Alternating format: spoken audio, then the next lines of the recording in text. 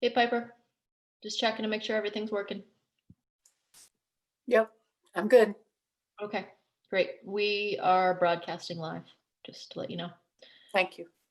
Yep.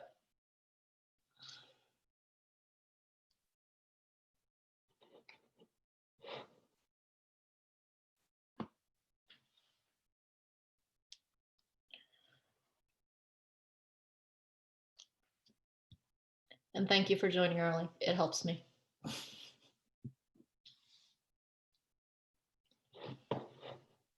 Were you talking to me, Jen? Was. You're the only one on. Oh, what did you say? Thank you for joining early. It helps me know that I have everything running Oh, correctly. yeah. No. Confirmation. I had to make up for joining late this morning.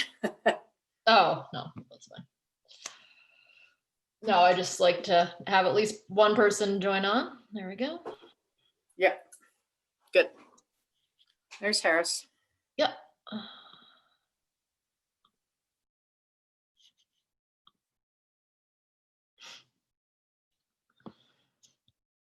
Something's not quite right. Hang on, I gotta fix my situation here.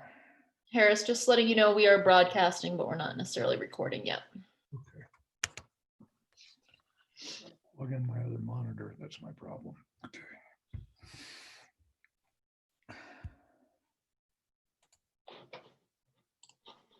Yep. Okay. So that one's on. Okay. There. Although I think I'm the only person watching it on YouTube so far. Okay. This goes up here.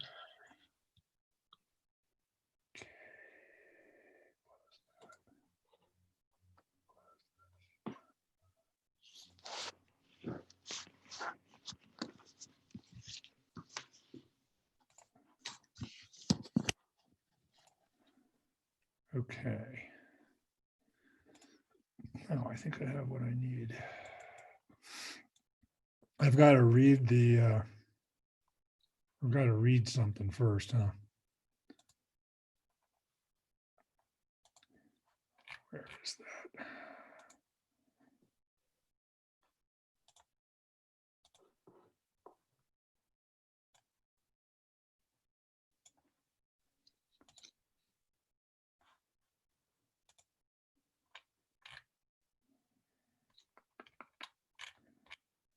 Where is that statement? It is available on the. I got it. I found it. I Okay. found it. Okay. Got it.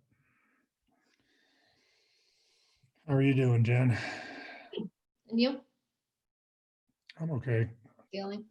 House in Salt Lake doesn't have any power. I know that sounds like it. I saw some videos last night on social media. It just looked, I mean, it was wild in Alta, but I don't think it was anything compared to what it was down there. Yeah, our fence got, a bunch of our fencing got destroyed, and now I'm gonna be out some hundreds of dollars worth of refrigerated food.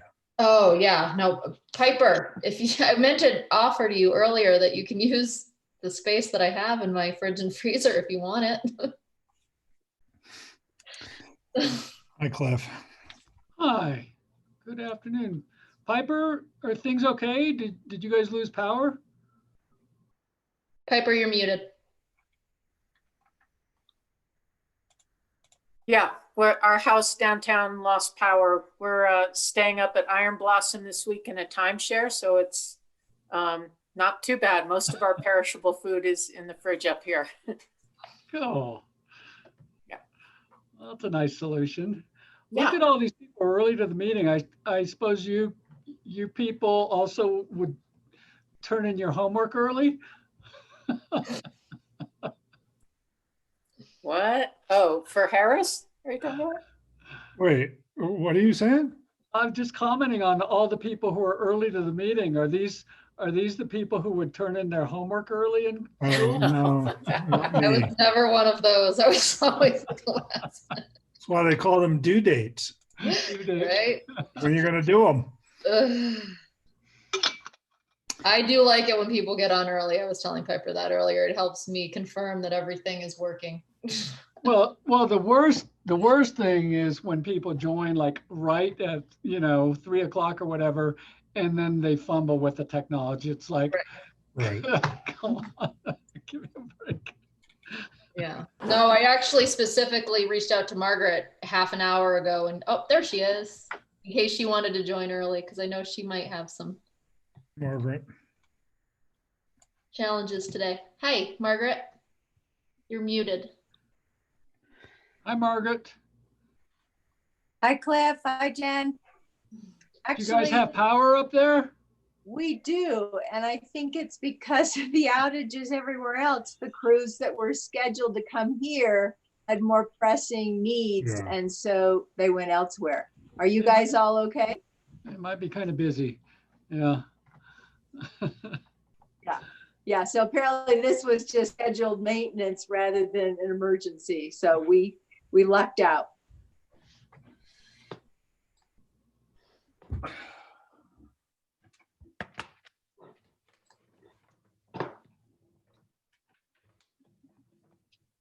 I can't wait to go for a run. First time in months I've felt like going for a run. Oh, because the air Yes, is it's better, cool. you mean? And not 90 degrees, yeah. Yeah. Not moon dust and 90 degrees. Right. Hi, Elise.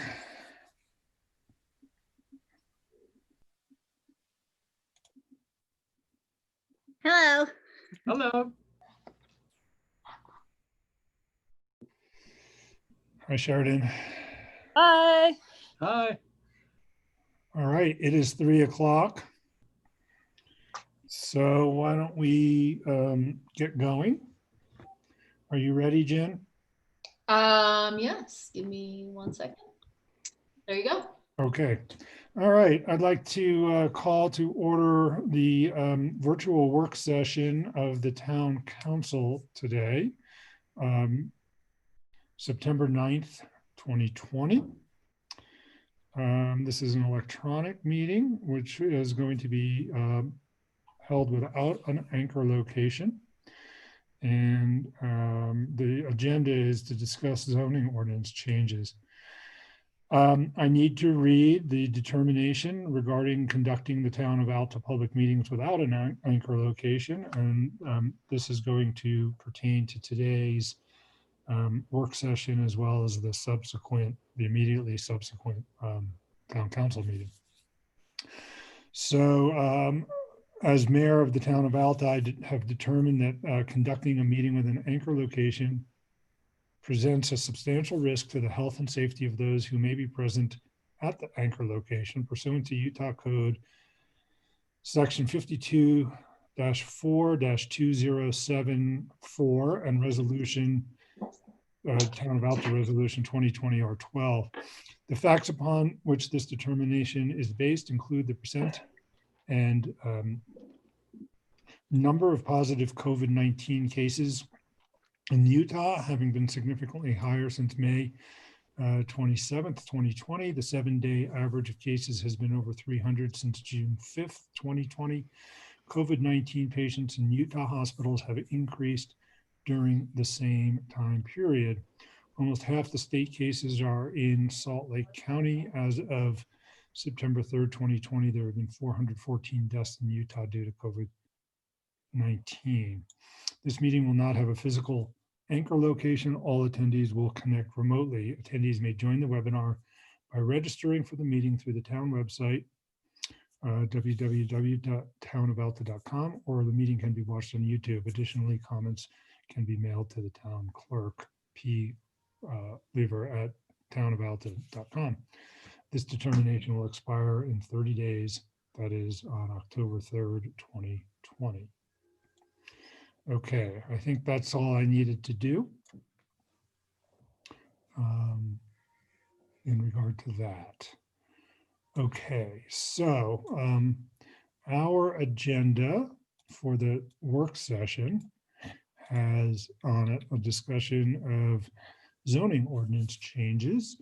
John Gouldner, as in the past, I'll ask you to review for the town council and anybody watching where we stand in this task. Okay, hello everybody. This is still weird, even though we've been doing it for a while, but hi. Um, Starting, I got a message from Piper. Don't forget to press the record button twice. I think we're recording. We are recording. Okay, we have one issue left that we did not complete. That doesn't mean we're finished when we complete this issue, but this is the last one that we have to deal with before we go back and pick up anything that you wanted to revisit or that you think we that you think we need to revisit or that you'd like to talk about again. And this one issue occurs in two places in the ordinance, and it starts with the Upper Albion Basin Protection Overlay Zone and what you would like to exempt from the 50 and 100-foot setback for the ski area commercial facility structures that are non-occupied, non-building structures. We have a big list, or not a big list, but we have a list of things that we talked about. I say this is in two places in the zoning ordinance. The first one is right after the definitions on page 10-1-7. But the meat of it in the the Albion Basin Protection Overlay Zone references the FR zone, which is what everything in the basin is. That's on page 17, 10-6A, number G3. And what we talked about, I'll just read it so we can get started with the discussion, but it talks about exemptions.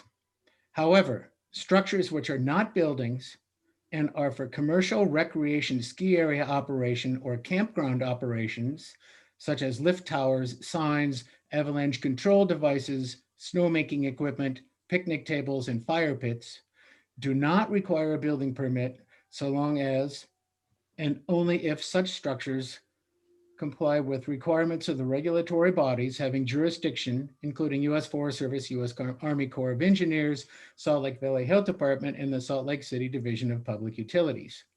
So that's in the building permit section. And these are the things that would be exempt from the setback in the actual zone that the Albion Basin Protection Overlay Zone is in. So, and I see Mike just joined us. So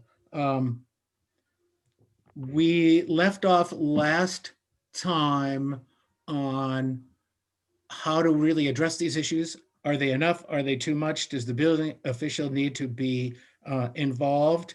I don't think so.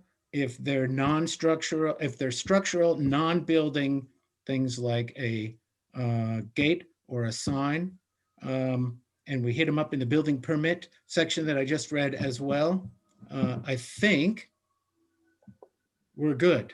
However, I know there are other opinions out there, so I'll leave it at that and we can start talking about it. What do we need to add? What do we need to subtract? How do you feel about the proposed exemptions? I thought that addressed it. Thanks. And actually, Cliff, thank you very much, because we were just dealing with that in the actual zone and we didn't really know how to make it complete until you suggested adding it to the building permit required section that I just read. So that was a good catch. Saved us a lot of extra gray hair. I guess in following up on that, was unclear about some of the ideas about exemptions, particularly in the stream regulations, subpart 3. And the concern I had was that the regulations of the Valley Health Department and the public utilities are regulations that are currently in place, that have been in place for some period of time.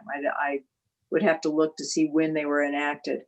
But in talking with officials at those different departments and divisions, they indicated to me that there are things that are currently existing that they would not permit today, they would not allow to exist, because the science has changed since the time that those things went into place. For example, picnic tables, I believe Patrick Nelson referred to City Creek, that there are picnic tables right next to the stream. that they would no way allow or permit that to be there, but that because they're there, they're allowed to continue. And so the science changes very quickly, as we know just from this pandemic alone. What we knew in January is very different than what we know now in September, and it will likely be different again in another month. So my sense is that because the town is reviewing our zoning ordinances now, that we need to look forward. We need to look at what the current science is and make our regulations and provisions adapt for what we know now and not rely on what the existence was in the past. Because I think particularly in Albion Basin and throughout Alta itself, that our community can be no healthier than the ecosystem in which we lie. I mean, we are dependent upon not only the snow falling when it should fall in the winter in order to have the recreation that we're looking for, but also we need to have this viable ecosystem for the wetlands, for the habitat. The porcupine I passed today on my way home, all of these things depend upon a healthy ecosystem. And so I think it's more important to grandfather things that were existing and that are currently in place, but not necessarily create exemptions for new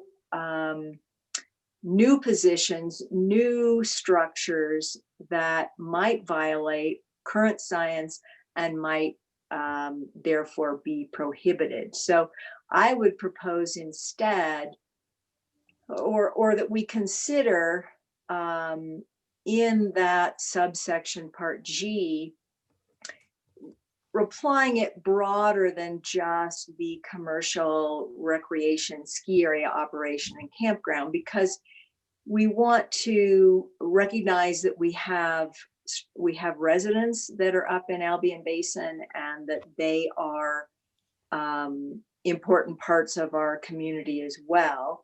So my thought was that we amend, and I can send this language, but obviously I couldn't send it to all of you at once without violating the Open and Public Meetings Act.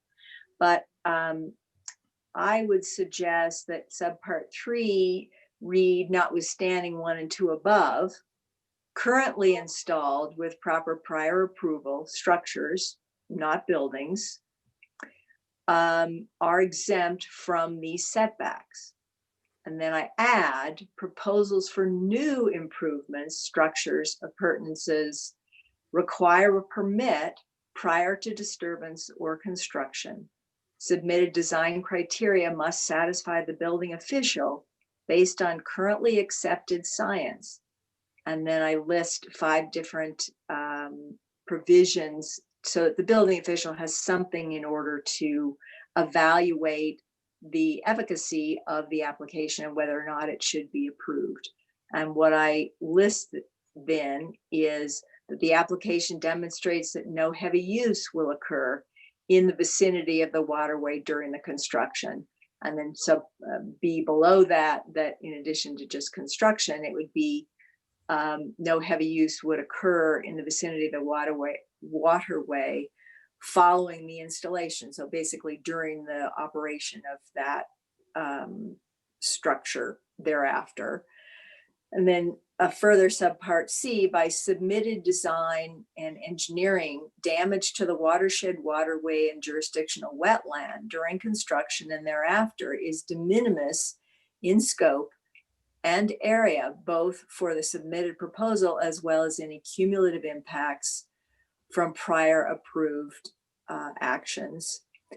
That structure placement is supported by then current science and complies with the requirements of all applicable regulatory bodies having jurisdiction, including but not limited to U.S. Forest Service, U.S. Army Corps of Engineers, Salt Lake Valley Health Department, Salt Lake City Division of Public Utilities, the town of Alta, and then or. So if you couldn't meet all 4 of those, that instead the application demonstrated that the improvements to existing previously approved structures which will enhance waterway protections overall due to improvement to existing apparatus structure or improvements consistent with the current watershed science. And again, we had some discussion about that in terms of some of the homes, the habitable structures that are up in the basin.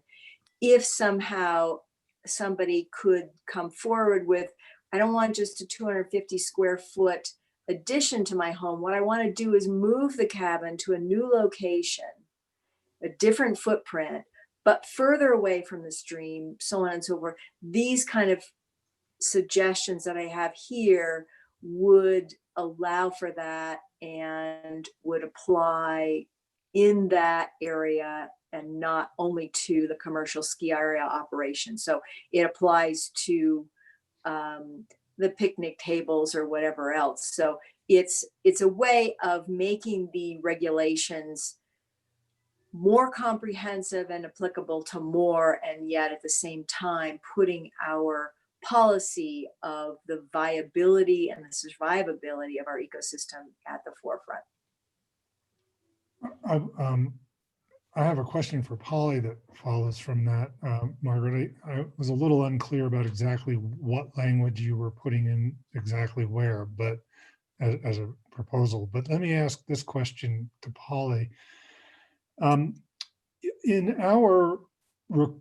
the language that was distributed to us, where we say we expect people to, or require people to meet the requirements of the regulatory bodies having jurisdiction, including the Forest Service, Army Corps, Health Department, Salt Lake City Division of Public Utilities, I was under the impression that somebody who was going to do something would have to meet those regulatory bodies' requirements at the time they proposed to do the thing they proposed to do, as opposed to the regulatory requirements today, say, if we were to pass this today. Am I understanding that correctly? Yeah, so I mean, in some ways it's redundant. I think it's just a nod to the fact that there are a lot of regulatory agencies over the land up there. And so true enough, even if this language wasn't in there, you couldn't do any of this work without their approval. Yeah, no, that's a slightly different point. But Yeah. what I mean is that the relevant regulations are the ones that will be in place at the time that somebody seeks to make Correct. to do whatever they're doing. Okay, so it would seem then, with that understanding, I mean, I would tend to want to rely on the experts in those regulatory agencies to know what the current science is and to update their regulations accordingly, as opposed to pointing to science as though that's an institution with a very specific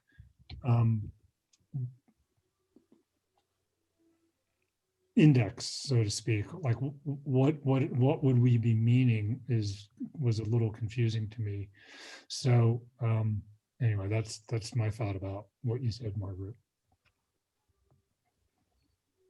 Margaret, would it be Yes, ma'am. possible for you to share some of your language with the council at this point? I don't know, is that allowed? Can I send that, or how does? You could send, I was going to ask the same thing. It's always a lot easier to see what's being done visually. You could either, I guess, probably send it to Jan or Harris. Yeah. Okay, all right, I'll do that.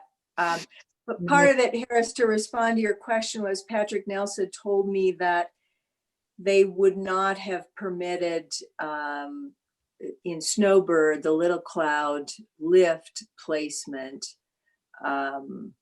now, and yet I don't think their regulations have changed as much as the science has changed itself. And so what they would allow is not necessarily in the language itself as much as it's in the interpretation of the language that they then would apply. But other than that, I can't respond directly to your point, except that we know that science changes faster than legislation. I mean, look at how long we've been working on this. Planning Commission had it for time before us, so it's taken multiple years, and yet we have a clear idea that we want to do something to protect, but we haven't gotten to that step of actually doing it.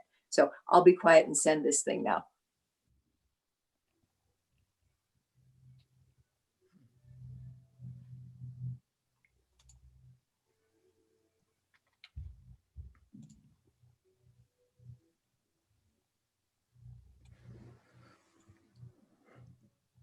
Well, just to pick up on your point, I'm sorry, go ahead, Elise.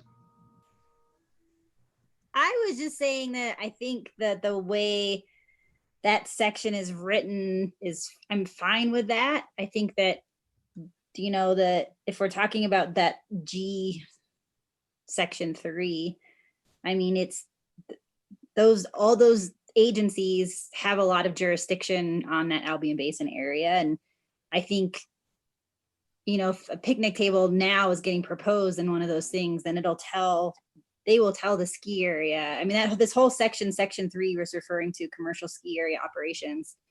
So I feel like those agencies will all be checked with in addition to, you know, the Forest Service. And it just seems like that sentence is the kind of in there the way it is makes sense. I mean, the only thing I would maybe add to that is that there could be future structures that the ski area needs for operations that maybe we haven't listed in there. So that's my only worry with that sentence, is that I just want to make sure we aren't excluding things we haven't thought of, or something down the road that is maybe new, or something that it has to be put in that is not limiting the ski area on. So that's my only worry with that one sentence, John. So I just want to make sure we're not excluding something that we haven't thought of, or, you know, that they may need for safety. Right. We definitely probably are. Definitely probably. Can you say? Yeah. That? And you can't, are, because can't who knows plan what's going to happen. But it says such as. I'm hoping that such as is a catch-all that could relate to any kind of future structure that could be used for snowmaking or whatever. Okay. Yeah, I think so too. And just to integrate the points that Margaret and Elise made, by incorporating the applicable regulations of those other bodies that have jurisdiction, we don't make a judgment whether structures or other equipment or things on the ground are grandfathered or not. That's up to the body having jurisdiction. They might not be. You know, quite candidly, the jurisdiction of the town of Alta to regulate in these areas is debatable. I would support it personally, but it's debatable. I might be wrong. So I think our best path is to incorporate the regulations of the bodies having jurisdiction and their interpretations of their regulations as they change and as their interpretations evolve, then are incorporated. So I do believe that fairly addresses Councilmember Burke's point on that. So I can share this language so that we see what we're talking about. And while you're putting that up, maybe I can quickly say, I'm not that quick. You know, in G, there's 3 different, well, you've got that, thank you. The first one, stream regulation number 1, that is exactly in tune with what the health department and the city have right now. Number 2 is stricter. You mean here, right, John? Yeah. Okay. The second one is more strict for the for our proposed Upper Albion Basin Protection Overlay Zone. And then we realized if we do that, there's a lot of things that are up there now that run the ski area that aren't cabins or outhouses or whatever that we want to exempt so the ski area can keep running. So we're going back kind of to number 1, or what it is, status quo, trying to exempt the things that the forest, the Corps, and the health department and the city exempt right now. Okay, so this is the language that we have before us. And then this is the language that Margaret has drafted. No, the upper portion is the language of what you have before us, and below the green is what I'm proposing. So I copied what's existing and below put my comments. So do the colors mean anything here? I see. And so this is redlined out or struck out. This is, you're showing all the changes you propose to make here. I'm just confused about what this document is meant to be. So G3 is all new. I mean, mark this G3. The G3 that I have below the green comment saying M's comment, that G3, I have made changes to the areas that are green by adding it, left in red what was there and lined through what I was changing from the red existing language. Okay, so this language here is not mine. Is not yours. And then this language here is meant to amend what I had just highlighted. Yes, if you look at it, I said to leave the same 1, 2, and 4, and then I was changing 3 right there in M's proposed language in green. So the red is part of our leftover stuff, and correct. This is yours. Okay. Correct.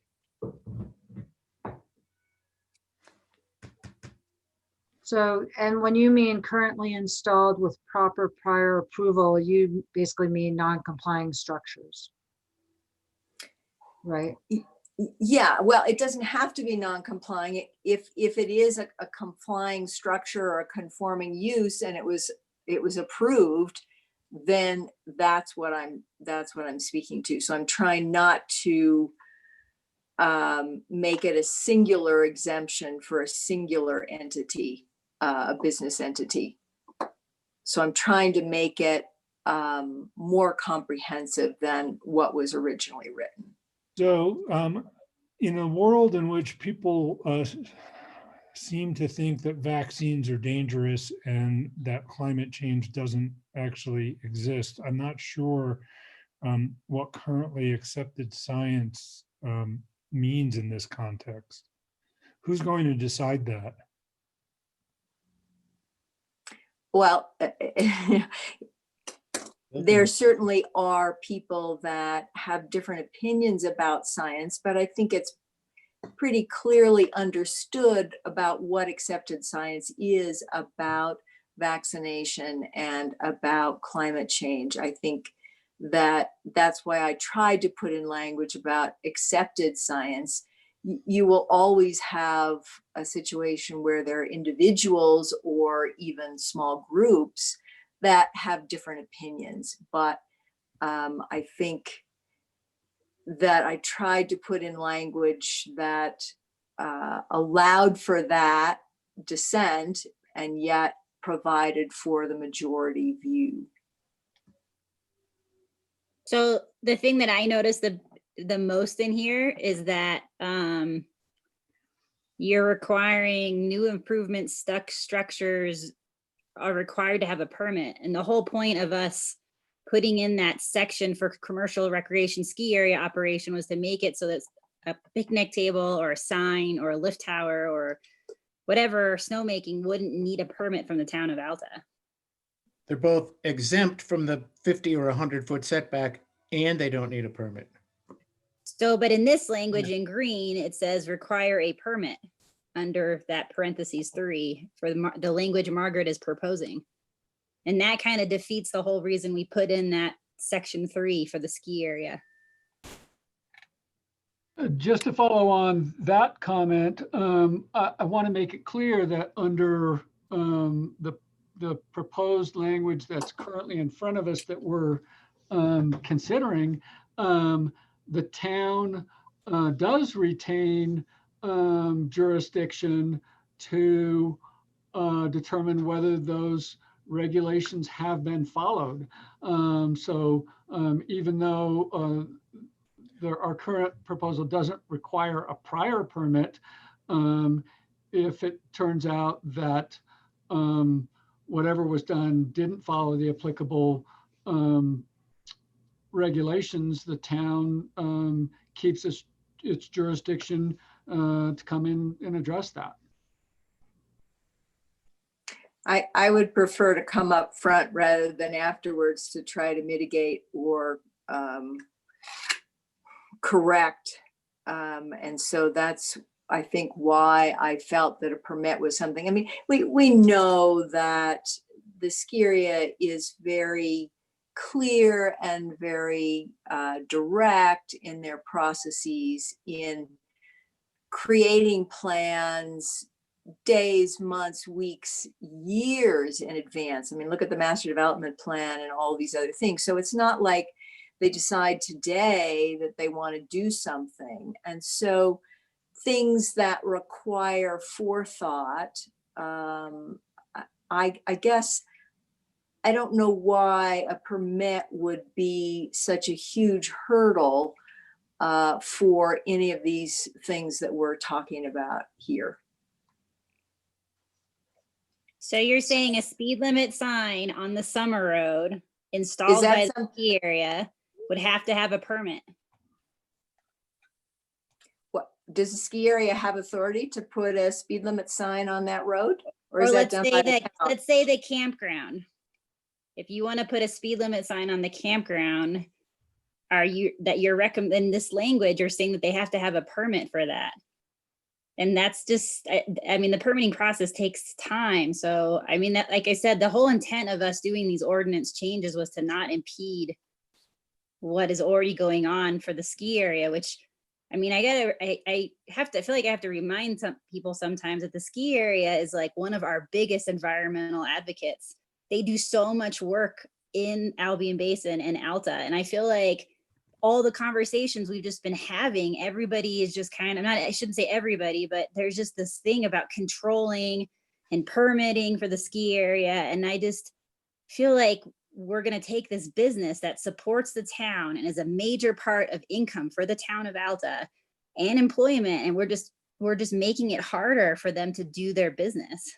And that is not, I believe, the intent of some of this whole discussion that was proposed to us from the Planning Commission over a year ago. So that I don't feel comfortable with this language right now. I mean, I'm fine with the language that was presented to us by John, but this other language I feel like is it's just going back to what we already had.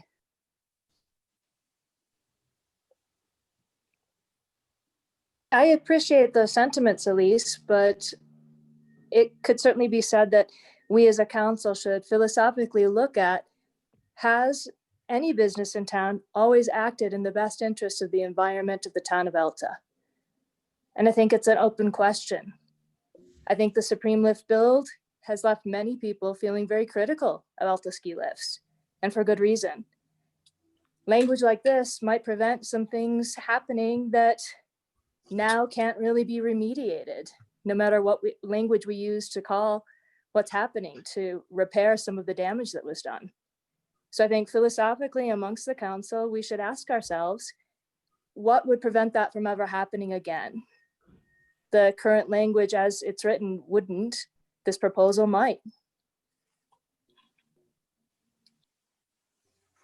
Can I say something? I'd prefer if we could talk about this first through the council, sir, and then perhaps afterwards.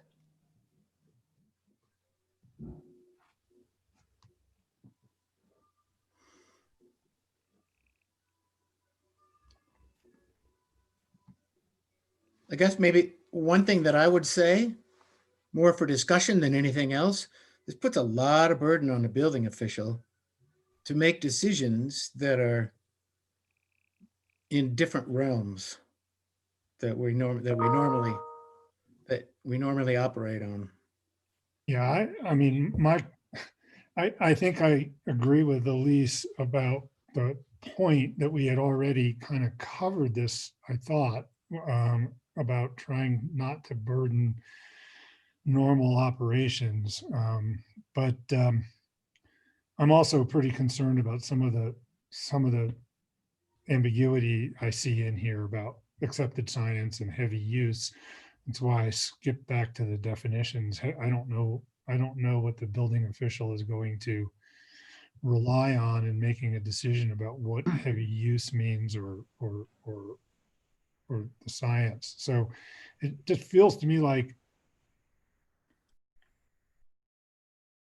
I don't know what happened exactly in the process of building the Supreme lift, but I'm pretty sure that Salt Lake Public Utilities was not pleased with some of those actions. And so it may have been an oversight in their a failure of oversight, but I don't know that we can't rely on their thoroughness. I mean, this is a pretty extensive list of expert people about waterways and in the environment, seems to me. Well, just the other thing that I would point out about this is, let's say some future operator of the ski area were undertaking irresponsible actions that in fact did not comply with Salt Lake watershed, Forest Service regulations, other regulatory bodies having jurisdiction, and those bodies decided for whatever reasons not to take action. The language that was already before us coming into this meeting today would in fact preserve the ability of the town of Alta to challenge those actions on the grounds that even though the regulatory bodies didn't take action, in fact, the proposed action does not comply with that regulator's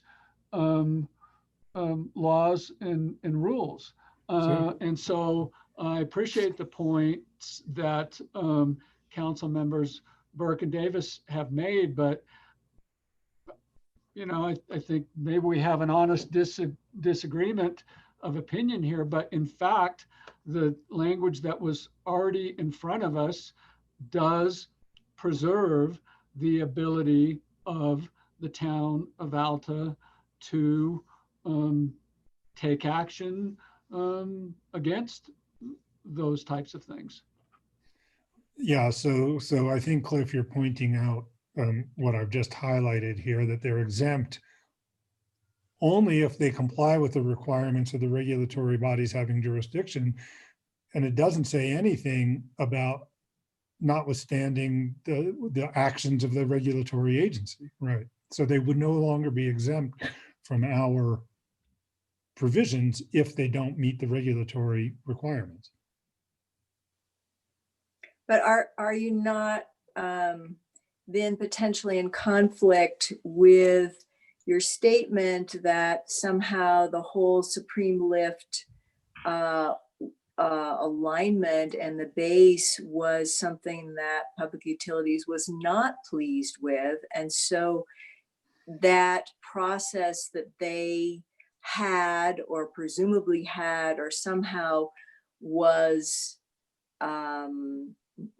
maybe violated, I don't know, but this is a way to ensure in an area where we likely have more eyes on the ground than others, and particularly, depending on the season, we know that the Forest Service is very heavily involved in having to fight fires, and more so year over year. And so their ability to approve and do things is limited. And if the town were to be able to communicate and be informed and be part of the process before rather than after, it seems to me it's an advantage to everyone. Maybe there's a way of making the process not as cumbersome. Maybe it's not the typical permit process, such that Elise's concern about a speed limit sign in the campground doesn't rise to the level of a permit for a habitable structure, which clearly we're not talking about habitable structures, but maybe there's a tiered permit process as a way of keeping the process streamlined and yet informative, so that the town knows about things before rather than after.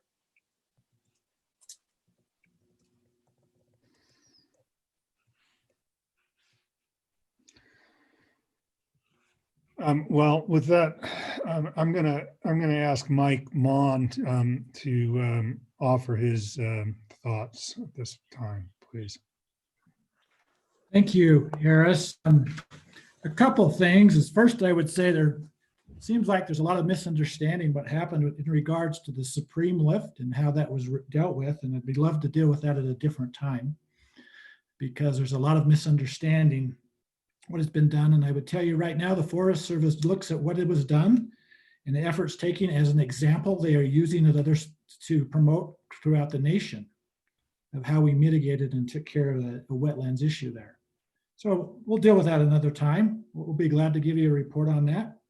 I do have a question.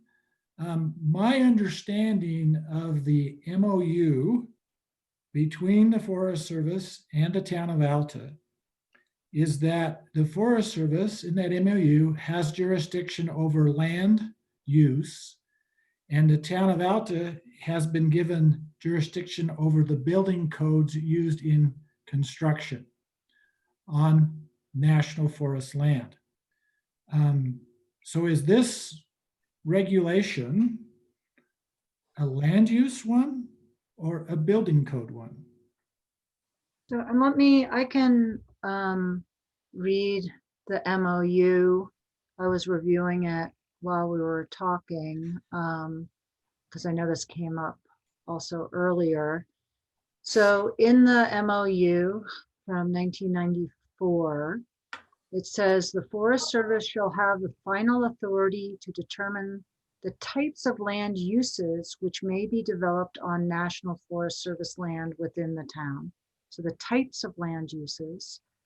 The town shall have final authority to establish and enforce building code, fire, and other generally accepted state building construction safety codes with respect to development involving new buildings and construction or remodeling. So it says that there. That's kind of the under the forest involvement in town planning section.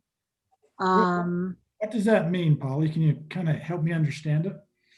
Yeah, I mean, I'm just looking also because there was also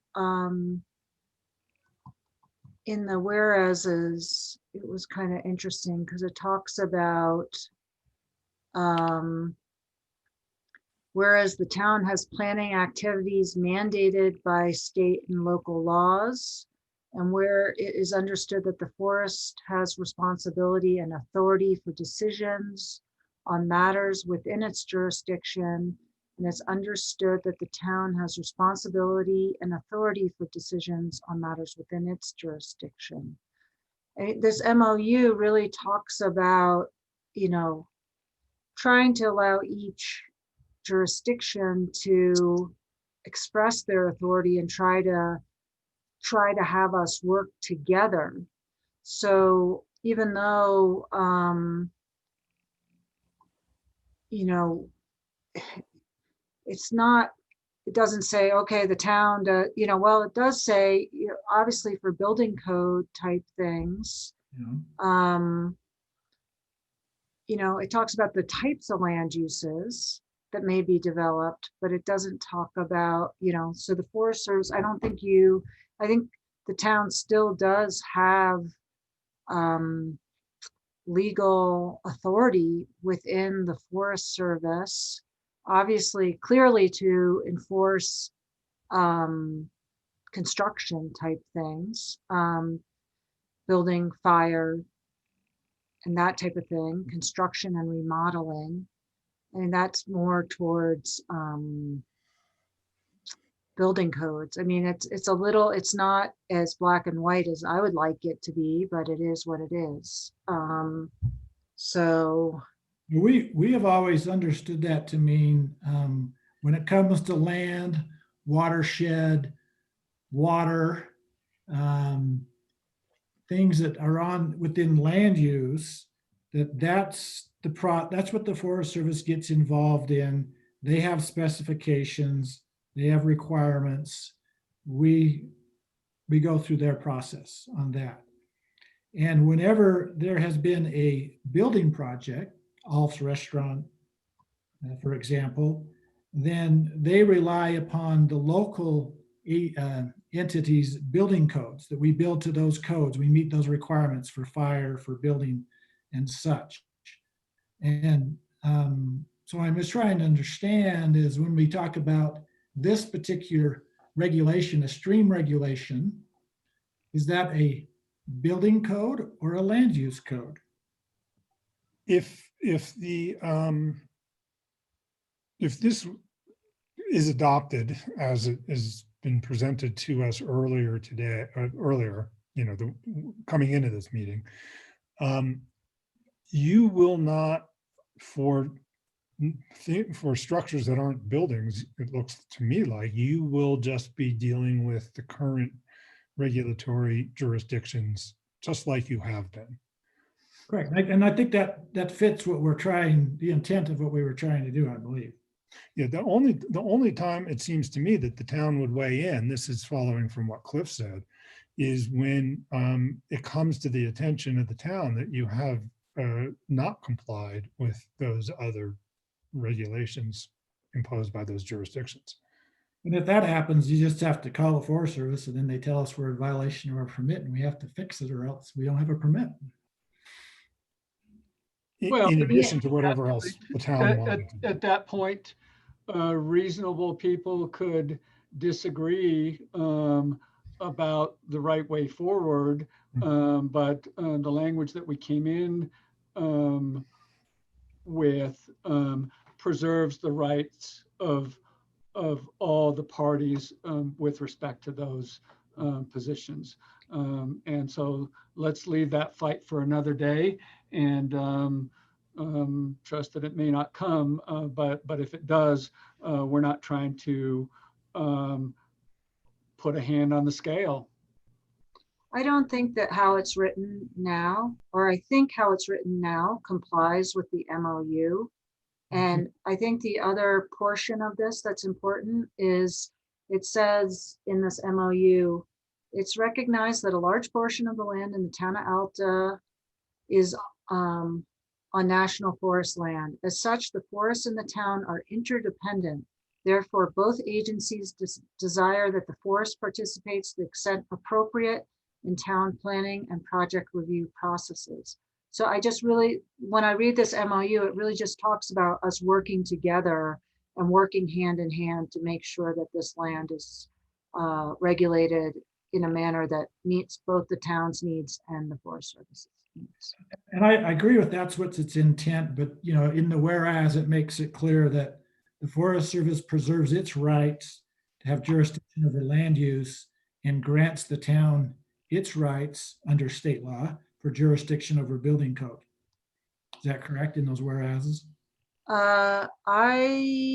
It says that it's recognized the Forest Service has jurisdictional authority over national forest lands within the town. Right.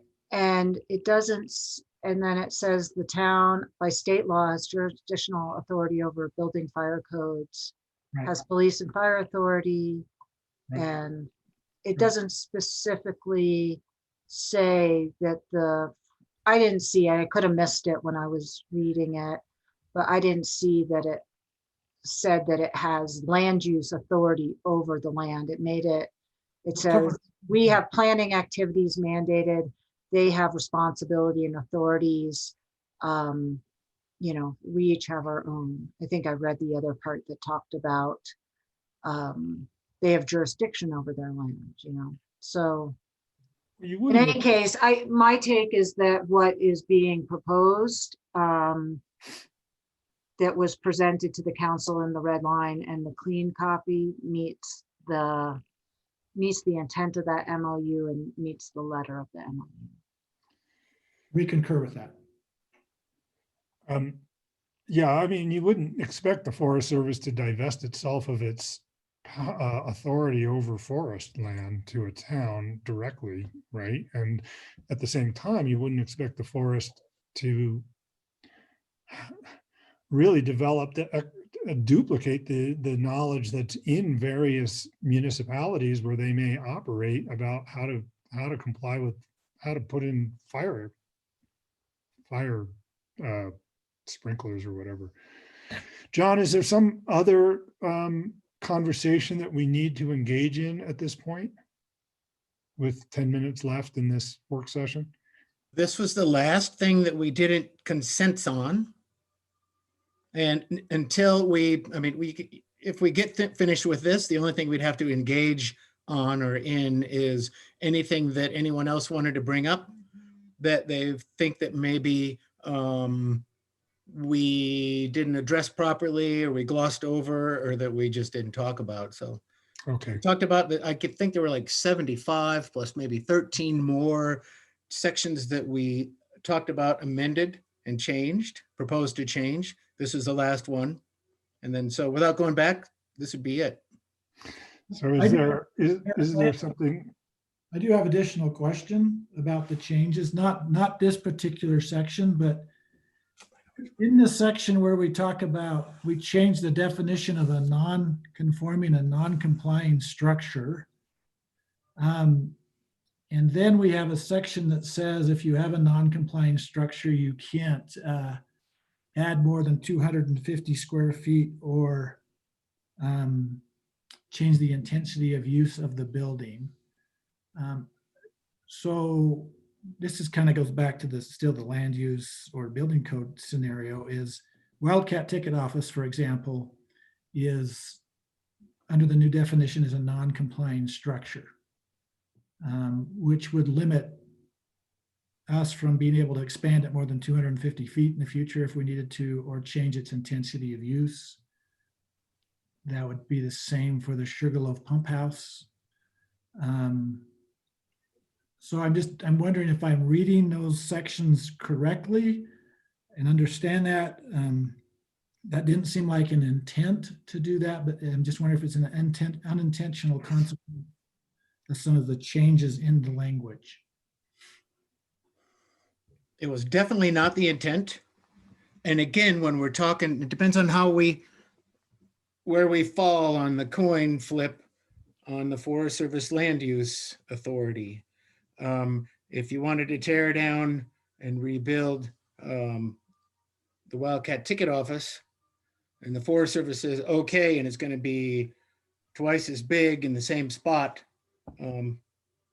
they say yes, under how we're operating now, and we do the building permit and the building and the structural review and approvals.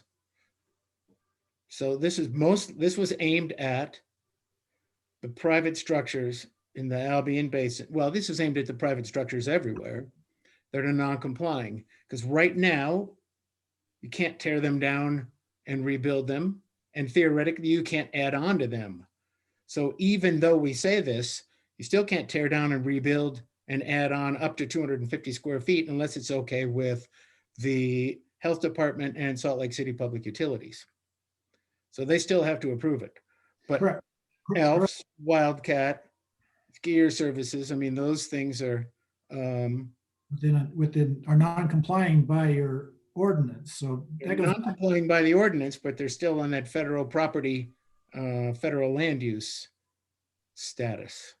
Because for example, we, in our master plan, which has been accepted by the Forest Service, is tearing down the Wildcat ticket office and replacing it. Expansion of skier services, they're both in that plan, just not slated for in the near future, but they were initially approved at one point in time, accepted in their plan, I guess you could say. And the reason they're non-complying is because they're too close. It's too close to the creek.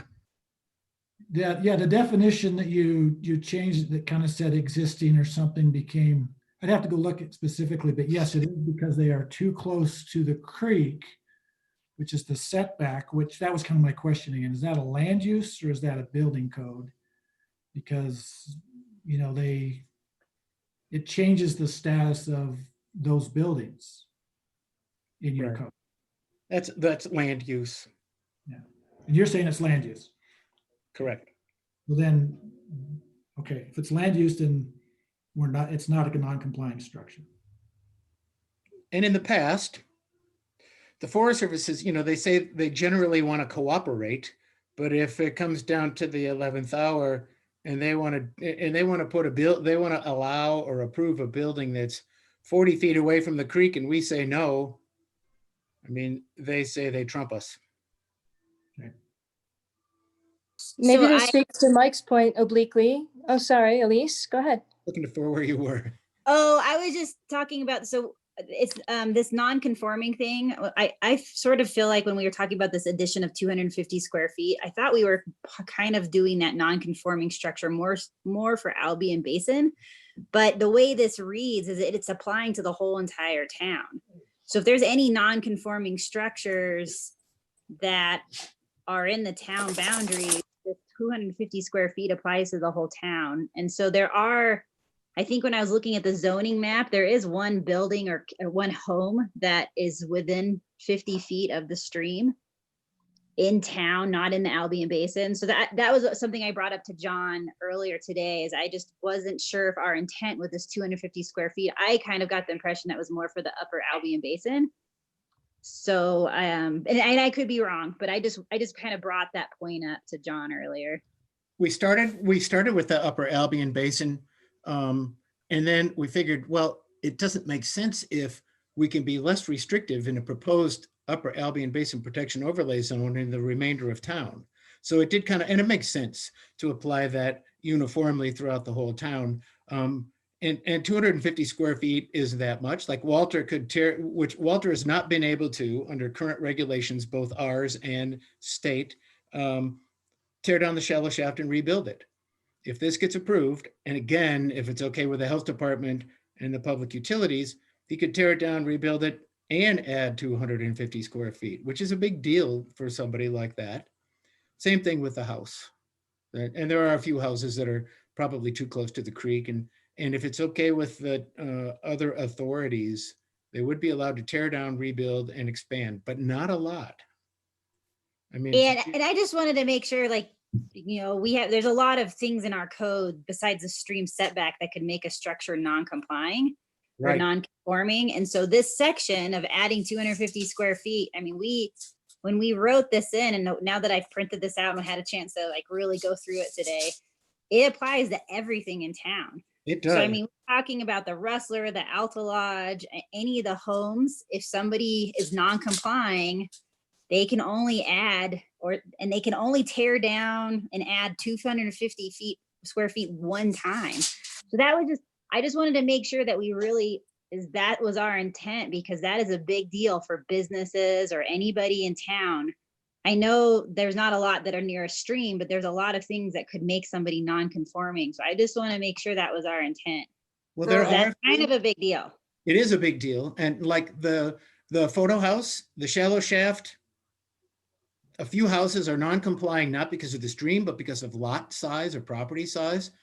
And they've been going nuts. I mean, the photo house, and they would have loved to have torn down and rebuild, but they couldn't.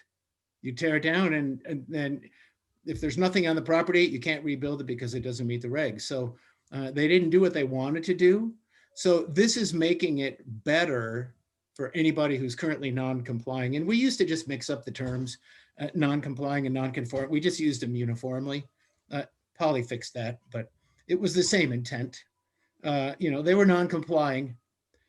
So we're making it better for anybody who's non-complying, and that's a good thing.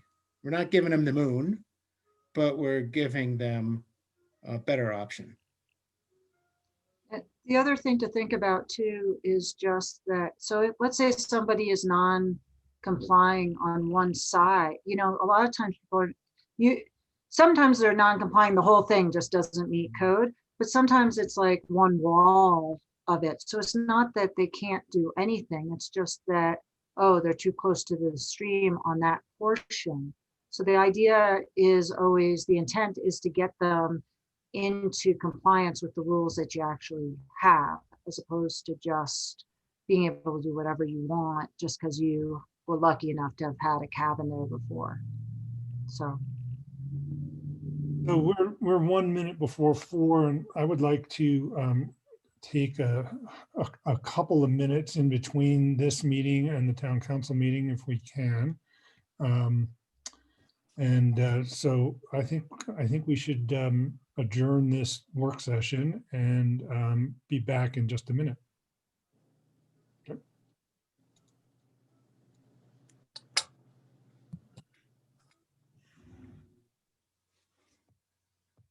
That sounds like a decree to me, so I'm going to get up and walk around. Or hobble around, I should say.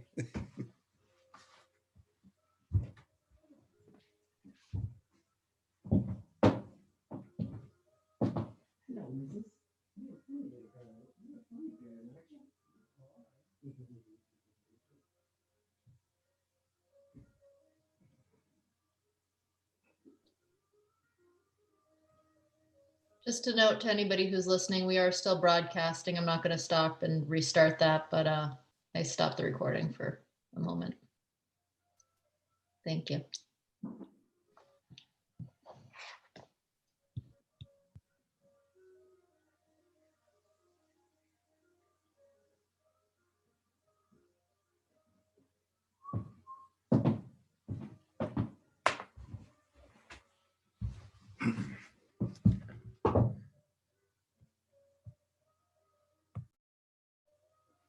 Before I mute, hello, Jarrett. You may be an hour early under our current setup. On the current setup, no problem. Although, if Harris is listening, it would be in your purview to change things around if you so desire. But we have Marty here as well, so we're Yeah. staying. No worries.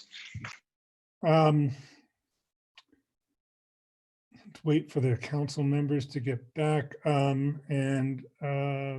don't know, Polly. Well, I'll just wait till I see people.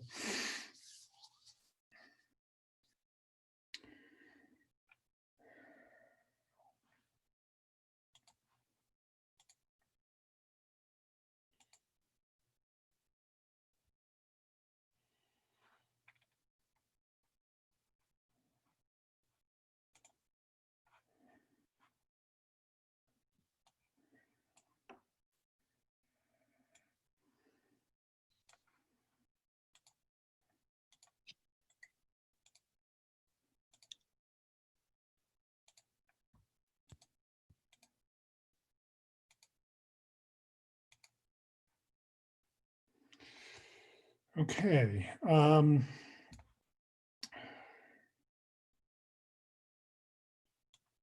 Sheridan and Margaret, are you with us at the moment?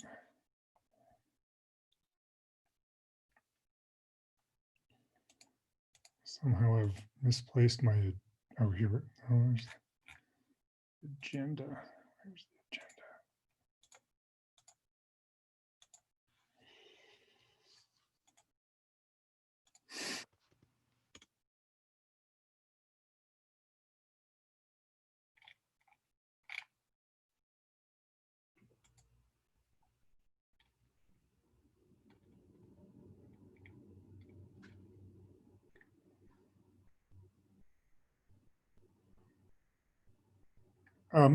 Jen, oh, I see it, never mind. All right. I'd like to call the Alta Town Council meeting of September 9th, 2020 to order.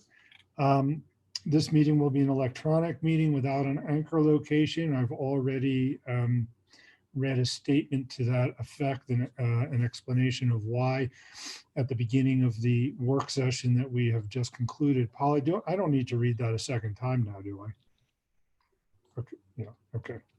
Okay.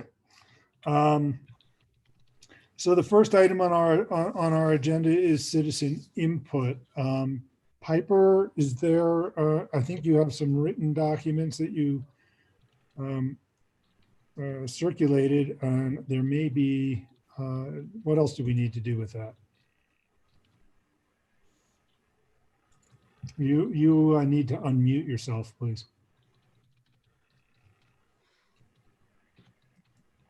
Hi, sorry about that. Those are posted on the website. They are in the record, so I'm not sure that we really need to read them into the record. Okay. I'd like to read mine if I may. Oh, yeah, I'm sorry, Sheridan. Mm-hmm.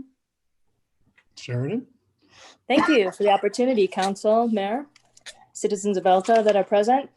I wanted to share some thinking around how a community center could best serve our town to create more community. The ideas that have been shared thus far are all admirable. I applaud the work that's been done to flesh out concepts to serve the broadest constituency imaginable in thinking about what community this center should serve. Some ideas include a new school, a general day lodge with public bathrooms, a hall for events that could serve both nonprofit and for-profit entities, offices, housing for our public servants. They're all concepts that I've heard emphasized in planning what this area might be used for, and I truly believe they're great ideas. They're also ideas for things that already exist in Alta. What we don't have is a proven means of creating deeper community in a mountain town. That means is affordable housing. Affordable housing could provide a linchpin for more community engagement. Affordable housing could be a strong revenue stream for the town. And affordable housing could be a small first step towards reducing the transient nature of the population that moves through Alta. Some might say that we already have affordable housing in Alta. It's known as employee housing. But are employees free if their work, housing, and community are all tied to their employment situation? People in our community have died by suicide because of less.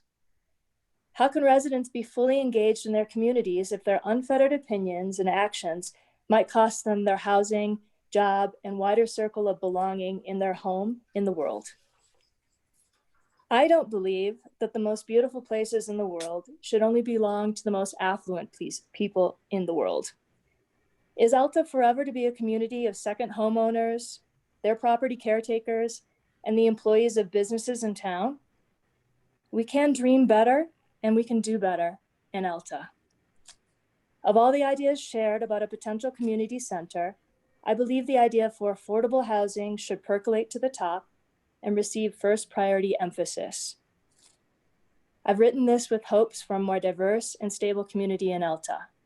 Thank you. Okay. Thank you, Sheridan. So I think that we don't have other public. We do, Harris. Or we do, okay. Excuse me. Yeah, Del Draper, I'm going to promote him into Okay. the meeting. He should be joining us here in just a second. He'd like to make a comment. Okay. Is there anybody else after that, Jen? No, Not so far. Okay. not that I'm aware of. No. Del, you have the floor, but you are muted if you can hear me. We don't see you either, for that matter.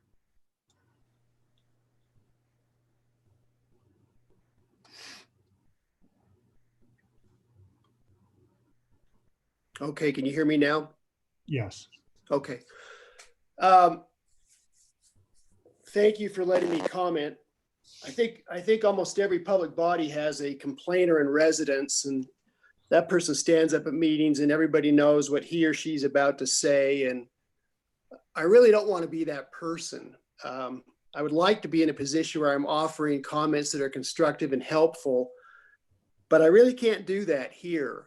The Secret Lake Cabin Owners Association opposes the Upper Albion Basin Overlay Protection Zone. And I've offered up reasons in prior meetings, so I'm going to try and be brief here and not go through those in great detail, but let me just highlight a couple of them. First, I think Alta, as a matter of policy, ought to support cabin owner remodeling with greater flexibility than the proposed ordinances allow. And I asked you last time to think about the analogy of the Watson shelter and how that old, cramped, dirty building was moved to a new site on the property owner's property. Again, just using the analogy. And I think Alta is a better place for it. And I would like to see that same flexibility apply to cabin owners and allow them to improve their structures over time. Secondly, I think the cabin owners feel somewhat singled out here. If you're going to increase the size of the setback from the waterway, that should apply everywhere. There's no science to support the cabin owners pollute or damage the waterway in any way, in any manner that's different from other building owners at Alta. So, and I may misunderstand in the work session. I realized I may not understand how that setback works, but if my assumption is that you're creating a greater setback in the overlay zone than elsewhere, that really seems to be singling us out and not based on sound policy. Next, I want to remind you that there's been no cabins built in the Secret Lake subdivision that are new since 1976, and no cabins have been built in the proposed overlay zone since 1980. So the existing regulatory structure has done a great job, if that is what is intended to do, preventing any new cabins from being built for 40 years. And it's not that no one's tried to build a cabin. There's been multiple attempts to build cabins. And Alta has spent a great deal of money over the years litigating to uphold its rules and prevent new cabins from being built. So it seems like the existing rules work. I don't know exactly why Town of Council has turned its sight now on the Upper Albion Basin for protection. It's a beautiful place and it deserves protection. But I'd say all of Albion Basin is a beautiful place and deserves protection. So I assume the thinking of the town has more to do than just protecting a beautiful environment. I assume it has something to do with the town's failed opposition to the Ellen Rossi Schranz estate development and the pain of realizing that once they came up with a water source, they were able to move ahead, and wanting to make sure that other people aren't able to do that in Albion Basin. Your new regs would be, a nail in the coffin that I think would ever prevent development up there between the setback requirement and the requirement that people be connected to a sewer, which there's no plan to ever build. And you've probably discussed with your council whether the passage of the ordinance is going to constitute a taking without compensation of those lots. You'll probably get a chance to litigate that if you enact this ordinance. I assume those landowners will claim it's a taking. I noticed the other day that my neighbor, who owns 4 lots in the Secret Lake subdivision, has them listed on KSL.com for $250,000 each, which I assume is just posturing in advance of trying to set some value for a future taking without compensation lawsuit. And I don't represent any of those people. Let me remind you that the Secret Lake Cabin Owners Association is exactly that, an association of cabin owners. And our concern is really that as you attempt to prevent future development in Albion Basin, you're enacting rules which impact the ability of the cabin owners to improve their cabins and maintain them in the future. Again, going back to the Watson shelter analogy, I think more flexibility allowing the cabin owners to remodel would be a good thing.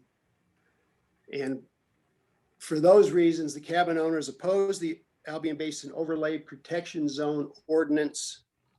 And I thank you for listening to me, and I hope I do not become the complainer in residence at the town of Alta. Thank you.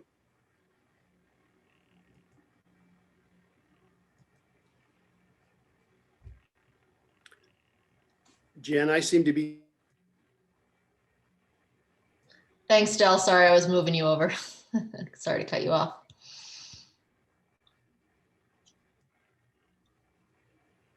Harris, you were muted. Thank you, Elise. So I wanted to ask Del a question so that I could be clear about what it is that he's suggesting.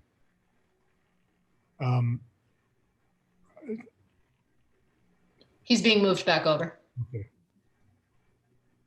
Sorry for the delay, and thanks, Elise.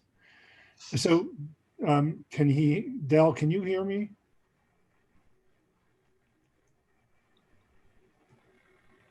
Well, he doesn't have to answer. Okay, I can hear you now. Okay, thanks, Del. So is your group, the people who you are speaking for, including yourself, of course, are you suggesting that the status quo be continued, as opposed to the adoption of this new zoning ordinance? Well, my concern is that people be able to remodel. Now, I hope I'm making the correct assumption that when you pass an ordinance that increases the setback from any waterway, and there are waterways up there, it puts us in a position that I think is going to reduce people's ability to remodel. So not compared to the status quo, but compared to some third alternative that you can imagine, I guess. Well, it's tough to know exactly how much remodeling can be done right now. And I'm under the impression that this ordinance would further restrict people's ability to remodel. If I'm wrong on that, then maybe the status quo is better. But I look at something like Nick Gibbs' cabin that was designed to be a cube. It's the black metal one up there, and was stubbed in to be a cube, and they didn't have enough money, so they built only one floor of it. And it seems to me that and he's making some noises that I'm not really familiar with, that I know he'd like to complete the building of his cabin. And I think he's going to get pushback under this new ordinance that he can't do that. And I look at Dottie Miles' shack, and I think she ought to have some pretty free hand to remodel. So again, the problem is I may not fully understand what you're trying to do here, but to the extent I have the impression that you are further restricting people's ability to maintain and remodel their cabins, then I'm not for that. Okay, thank you. Thanks for taking the time to address us. Thank you. Thank you. Okay, Jen, are we ready to move to the next item on the agenda? Yes. Okay. Which is an update from Marty Wolford from Salt Lake County, who is the person tasked in Salt Lake County with making sure that we comply with the Constitution and do our part in the census.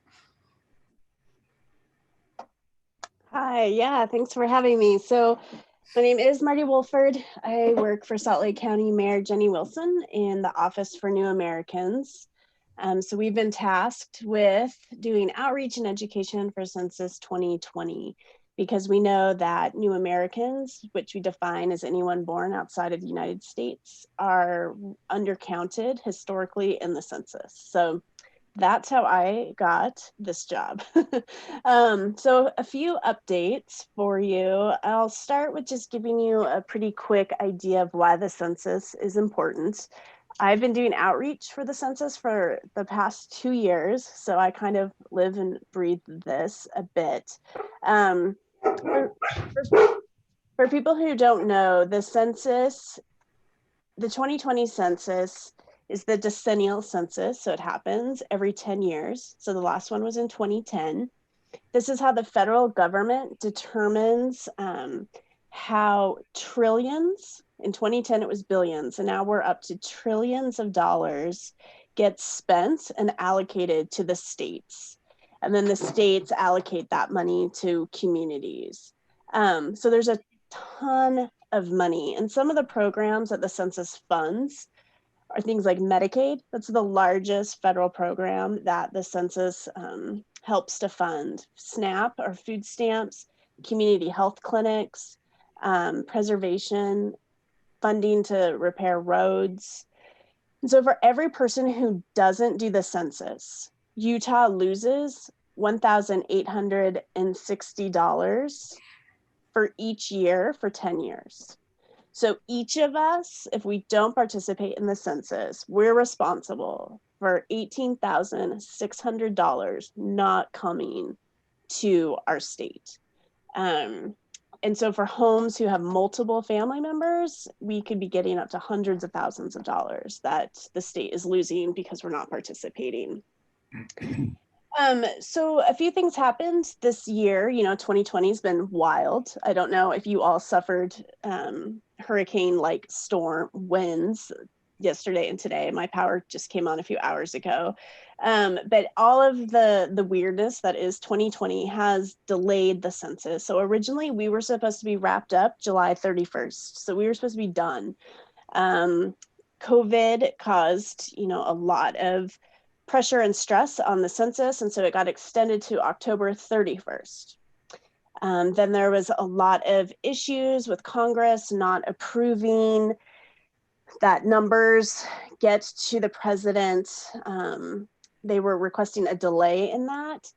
There was no movement on that. And so then the Census Bureau, for them to be able to get accurate data on time, have now moved the census to end September 30th.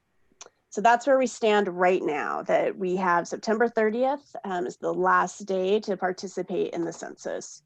There is a lawsuit. California is suing, I think New York is suing, and a few other, I think tribes are suing to extend that back to October because the undercount really, it's people of color, low income people, historically undercounted people will be undercounted because of this moving it to September. There's a judge, a federal judge that just said that it needs to go back to October. At this point, I don't know what's happening. I'm just going to go with telling you to plan on September 30th to be the last day of the census. So then as far as participation, I think Chris has given you a few updates on participation in Alta. So when we look at participation, we look at it on a county level, a state level, and then city levels. So the state of Utah, 70% of people have done the census. In Salt Lake County, 73% of residents have done the census. Both of those are above the 2010 participation rate. Alta is at about 17.6%, which is low. It's some of the data where you can find these statistics combine Big and Little Cottonwood is one census area, which puts us at 27.7%. But one data source was able to get it at 17.6 for Alta. So that's concerning. That's a very similar situation that a lot of resort towns in the state are looking at. If you have a lot of staff coming in and then leaving, those Bryan Head, Bryce Canyon, they're even below 17%. So these are tricky times with the census, with folks leaving before April 1st, which is it's National Census Day. So our population count is official as of April 1. All the colleges that closed down because of COVID, students left. Colleges are still counting students, but parents are counting students. It's all kind of unprecedented times, and it's hard to know what the result of all this will be.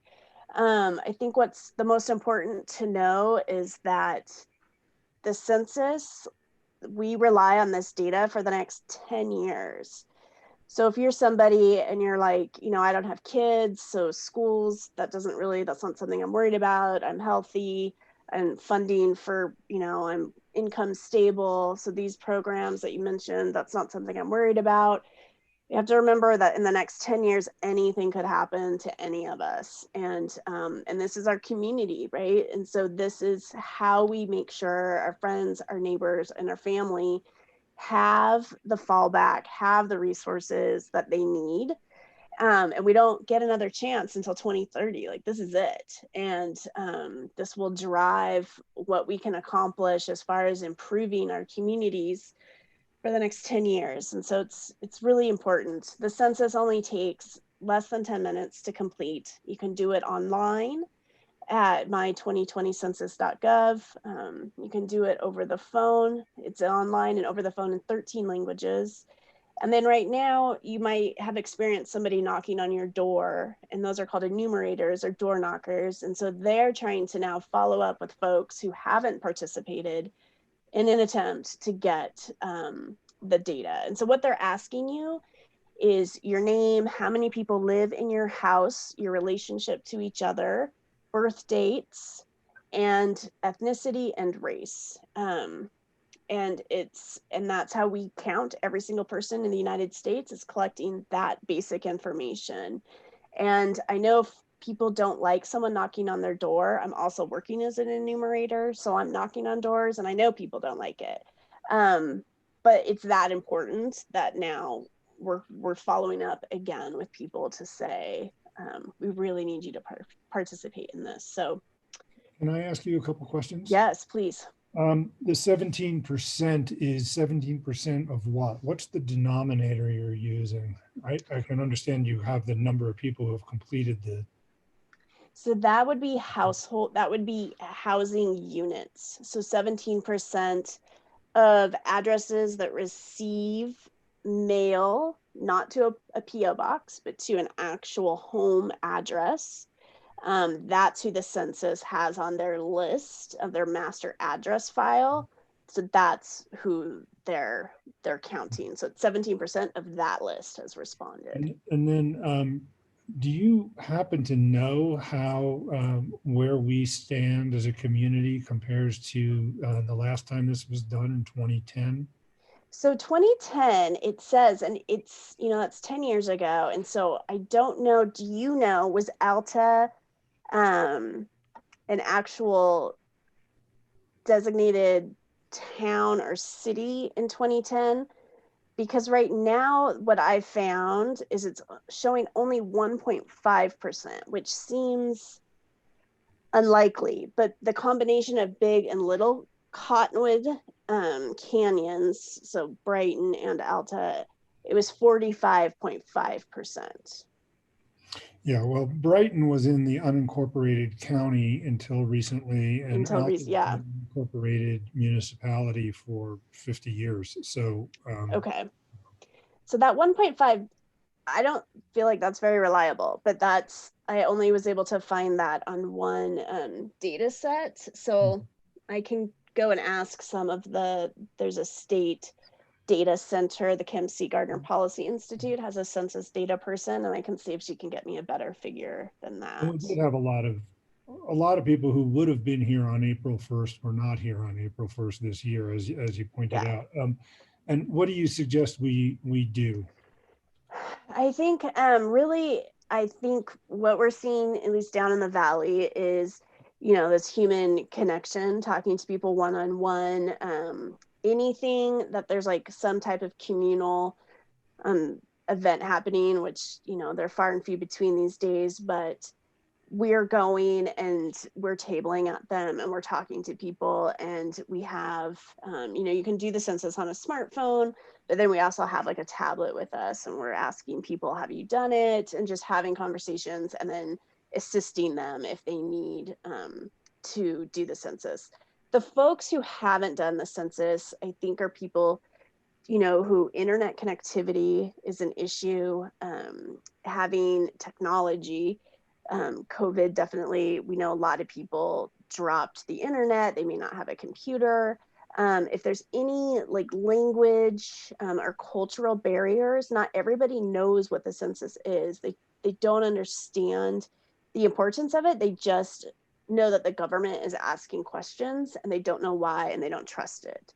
So I think being able to have conversations to talk through, like, this is how we get money into our cities and towns and our county, and it funds things. I mean, anything that might be important to somebody, you can find a connection to the census funding it. It really funds everything. And so I know it's harder work to do it that way, but I think we're at the point where social media and news have reached as many people as we can, and we just have to start doing face-to-face connections. And so I would just encourage everyone, if you've done it, talk to your friends and neighbors, make sure that they've done it, and really express how easy it was, if your experience was easy, and I hope it was, to complete it. Okay, well, thank you Yeah. very much. Excuse me, Harris, could I ask a question? I noticed that you said that primarily this is done by addresses and not by post office boxes. Alta receives no mail via street address, and most of us have trouble getting anything even delivered to a street address versus a home. And so that's a concern, and I'm wondering how that's dealt with nationally. And secondly, as you said, a resort community, even our businesses are not in a position that they're getting people that they've hired who may end up living in their employee housing. Those people are likely not here by September 30th. And by the same token, they left before April 1st. And so we have a circumstance where legally, can you claim somebody who's not yet here? No. So there is a problem that we're then bound for 10 years, and there doesn't seem to be a mechanism, maybe constitutionally even, to account for this kind of circumstance and undercounting that likely is not only here, but elsewhere. Yeah, great question. So what should have happened is anyone, most likely, so those of you who live in Alta, did you receive census information on your doorstep? Like, did somebody from the Census Bureau come and leave a paper questionnaire and with information on how to do it online or over the phone? Does that not sound familiar to anyone? Well, Okay. we did get a bag on the door, and I believe we got something mailed as well, but of course it went to the post office box. Okay, so you did get something in your PO box. So We did as well. what should have happened is that you should have received the way that they do that in a lot of places in rural Utah and southern Utah as well, is they go to door and they leave something. I know when that happened at Brighton, a big storm blew through and blew everything off everyone's porches. So they had to do that just like 2 months ago. The Census Bureau went and did that. So if that doesn't sound familiar, then that's definitely concerning, and I can follow up with the local census office about that. But that's how everyone should have been notified initially. Invited is how they would phrase that. Invited to participate in the first place was receiving something if you all use PO boxes. So that's how they tried to like work around communities that don't have mail directly to their doors. So then the comment about so you participate in the census by saying you report where you were on April 1st. So if people left before April 1st, they're going to count at where they were at on April 1st. And I haven't heard any conversations about how that will be kind of made right, because the impact is going to be large on so many communities. But it is something that I bring up with the county folks about, that this is the reality in Salt Lake County, that I'm hearing it from Brighton, I'm hearing it from Alta, and I don't know what the next step is, but I am sharing that concern and letting people know it's going to be a major problem for our whole state. I mean, we're going to see that in so many parts of our state, and I'm not sure how the state is going to respond to it, but I'm assuming, I have no idea. That's above my pay grade. I don't even know how to answer that. Okay, thank you. Okay, thank you very much for joining us. We will see what we can do over the next few weeks. Great, thank you. Okay, thank you. Okay, the next item on our agenda, we're a few minutes behind schedule now, but Mike Mon, Alta ski area update, if you would share with us what's going on from your point of view. The council. A couple things. As summer's winding down here, we are planning to, the last night for the campground is going to be September 12th. And it's booked every weekend through then. Our fee booth, we'll probably remove the fee booth on after Sunday, September 13th. Well, no, we'll stop daily operations. I take that back. After Sunday, September 13th, the booth will still be there, and we'll operate it on Saturday and Sunday, maybe Friday half a day to the end of September. We'll reevaluate at that point in time whether to keep that in place a little longer than that or not. We'll keep the Iron Ranger in place and keep it going. We've closed the campground store, cleaning it out. We'll be moving that down, and as long as the road is open, we intend to keep the restrooms up and running. The visits to the campground have been, or to the Albion Basin, last year we had 11,941. This year we've had 22,725 through today. Vehicles coming in up to into the Albion Basin. Those are people that would have paid something to go through. That's paying cut. That's just the paying traffic, not including the traffic associated with, you know, cabin owners and construction traffic and so forth. So we, like everywhere else on the Wasatch, we've seen a significant increase in demand. We do recognize, however, we did open the summer road a few weeks earlier this year. So that attributed to that, but we have seen probably our top 5 of the top busiest days that we recorded of vehicles going into Albion Basin occurred this summer. We have, in regards to our summer projects, we're wrapping up our work on the Devil's Castle Road. Some grading we have done there. All the grading is done. We're just primarily doing revegetation work. We're pleased to see that the revegetation work done on the Sunnyside pitch is already growing grass that was done earlier this year. We're also undertaking now some trail work, installing an approved trail that will go from the Catherine's Trailhead, paralleling the Summer Road up to the Alf Service Road.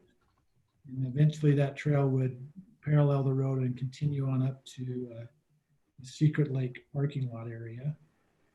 We we're still wrapping up our weed pulling. We've surveyed and pulled weeds with the help of Cottonwood Canyons Foundation, the Friends of Alta, over 101 acres here within the town of Alta.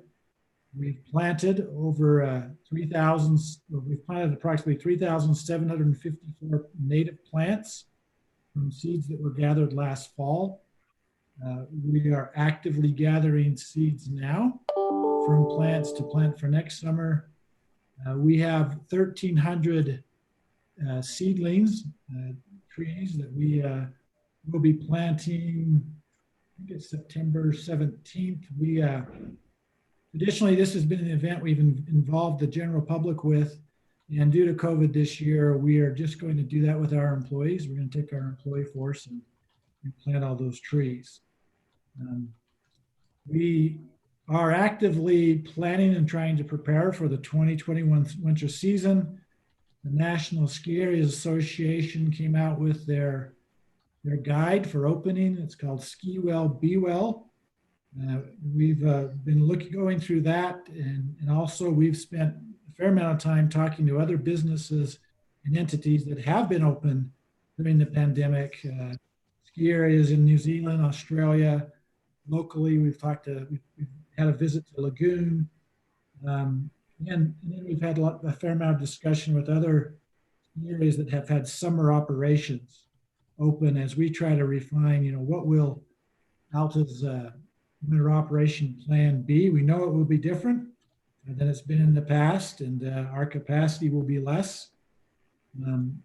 The Cottonwood Canyon ski areas, Alta, Snowbird, Brighton, and Solitude, plan on meeting with the Forest Service, I believe, next Friday, Salt Lake City Watershed, and Salt Lake County to review kind of the plans and get their approval within the next couple of weeks. Our target opening date continues to be the Saturday before Thanksgiving, conditions permitting. Our targeted closing date is we'll be open every day through April 18th and potentially opening for one additional weekend. That will be, of course, conditions permitting. As we look at this season, we recognize that given the guidelines and procedures that we'll need to put into place to try to minimize the spread of the virus and keep our employees and guests as safe as possible and operate. Restrooms and restaurants we recognize are going to be pinch points for us.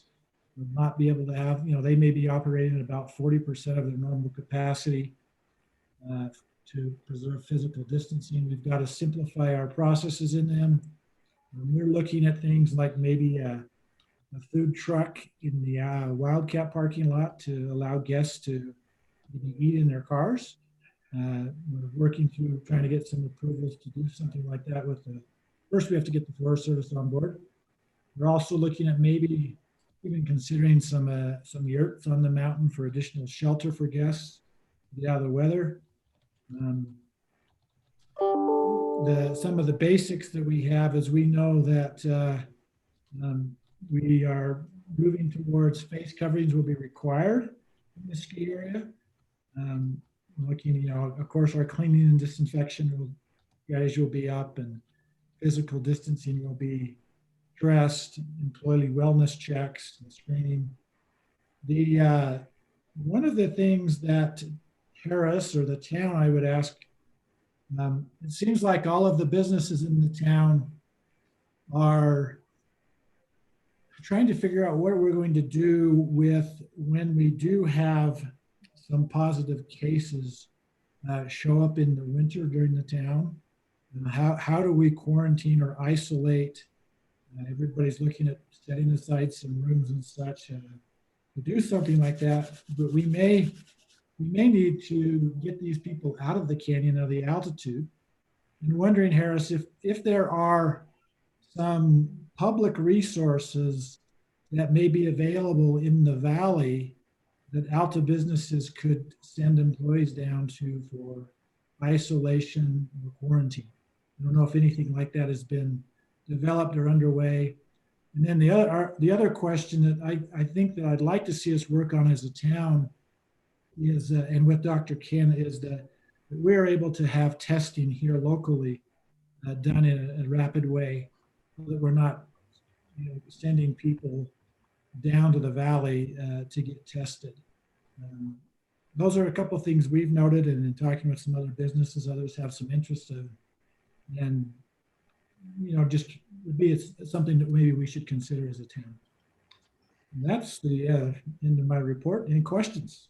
Thanks, Mike. I will tell you that I know that there have been hotel spaces that have been used for quarantine, especially early on for medical personnel. I don't know how they were paid for, but I will look into that question with Salt Lake County Health Department.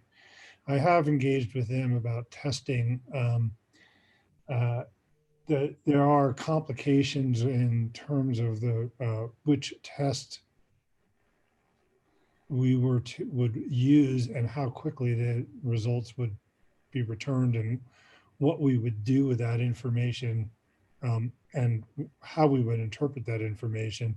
I've also asked them to give me their opinion on monitoring COVID in the sewage coming out of Alta, since we have a single sewage line. Again, there are issues of the response time from when the test is taken, the sample is taken, and cost, and what you do with that information. It's a bunch of complicated issues, but I have been engaged with them on those questions. Thank you for doing that.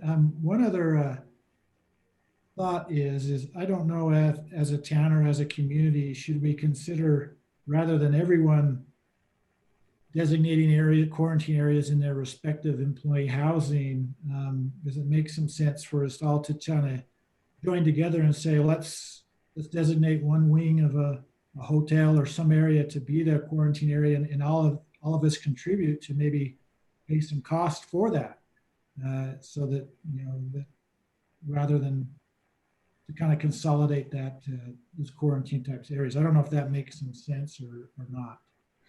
I know that the university has designated not just space in each dorm, but full dorm buildings as such. And they've actually populated them now, unfortunately. In fact, that was the reason UNC closed as quickly as they did, was they filled up all of their designated quarantine spaces in the first week. We'd be interested as a company to, if the town or other businesses were interested in trying to consolidate that. Yeah, I was assuming that I'd be talking to the businesses about the testing of the sewer line costs as well, and trying to share that across the various entities. Okay, well, thanks for that. I also have one question for Mike, if that's okay. This seems maybe old now, but the trail that comes from the transfer tow that goes up towards the upper parking lot near the snow pine, that trail, there's a sign there that says, go this direction. You go that way, and at the end, you run into the re-veg matting before you actually get to the trail work that they were doing at the very top. So I don't know what happened there, but I think that either needs to be removed for a section so people don't get caught up and tripped in that netting or something. Otherwise, you're taking that dirt road, the driveway that's just right next to the Snow Pine Chair and adjacent to the Snow Pine Lodge property. So that was the only question, if you knew about that or if there was a plan to correct that next summer or something. I'll look into it and see what I can find out. Thank you. All right. Next item on the agenda, and then we'll get to Jay from the UFA, is the approval of the consent agenda, the August 12th, 2020 meeting minutes, the treasurer's report, and the various staff reports. I move that we adopt the consent agenda, approve the consent agenda as proposed. Okay. Second. Okay, thank you. Is there discussion about this?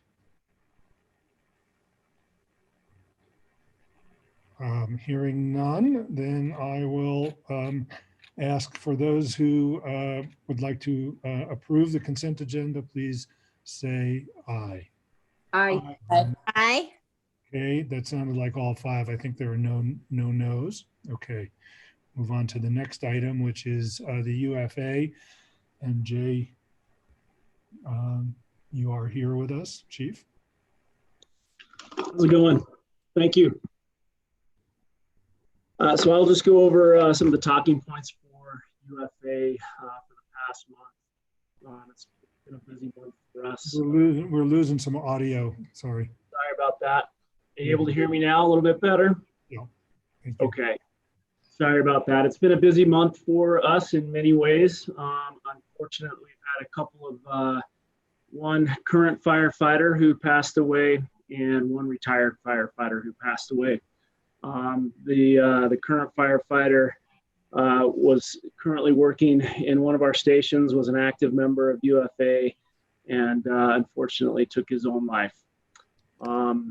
We had a service for him a couple weeks ago, and it's just one of the realities that we have in our line of work, unfortunately. And it's something that I think we have programs in place to help people as much as possible, but even with those programs in place, and I know many of you are aware of this just based on some of the folks up at Alta in recent years have faced similar circumstances. So we do the best we can to help our employees and their families with those issues that they may be working through. The second retired firefighter is considered a line of duty death. He retired about 3 years ago, but he was very involved with the response to 9/11 and died of after a long battle with cancer over the last couple of years. And his services are tomorrow. We had a USAR deployment, so our urban search and rescue team was involved with a USAR or a deployment to Louisiana with the hurricane that came through there towards the end of August. We sent 80 members of that team to Louisiana.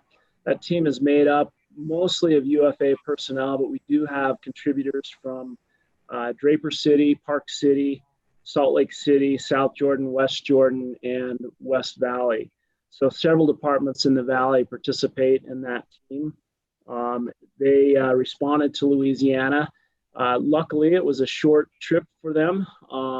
They were only there for a couple days, and the damage in the area that they were sent to was somewhat limited. And so they got to return home safely. But it's always those mobilization exercises, even though they didn't get to do a whole lot of work once they got there. It's good practice just to mobilize that whole, if you can imagine moving 80 people, their equipment and everything that they need to sustain themselves for the first several days are things that they take with them. So it's a big production to get them going, and it's good practice, even if they get turned around. And we're glad they got turned around, because that means that there wasn't a lot of people that were hurt and people that needed help. So that's a good thing. We also had what's called an EMAC deployment a couple weeks ago. That's Emergency Management Assistant Cooperative, and it's a state-to-state cooperative that's set up that states can request assistance from other states when they are having need for assistance. So this was specific for wildland fire. And we sent a large contingency to the state of California 2.5 weeks ago. I was able to participate in that and went as an agency representative. So again, it was a cooperative effort with UFA. We had West Valley, Draper, several departments from Utah County, as well as Park City. So we sent 2 task forces down there with 8 fire engines, leadership built within those fire engines, as well as overhead leadership to make sure that they were operating appropriately. A total of 34 people traveled to Northern California.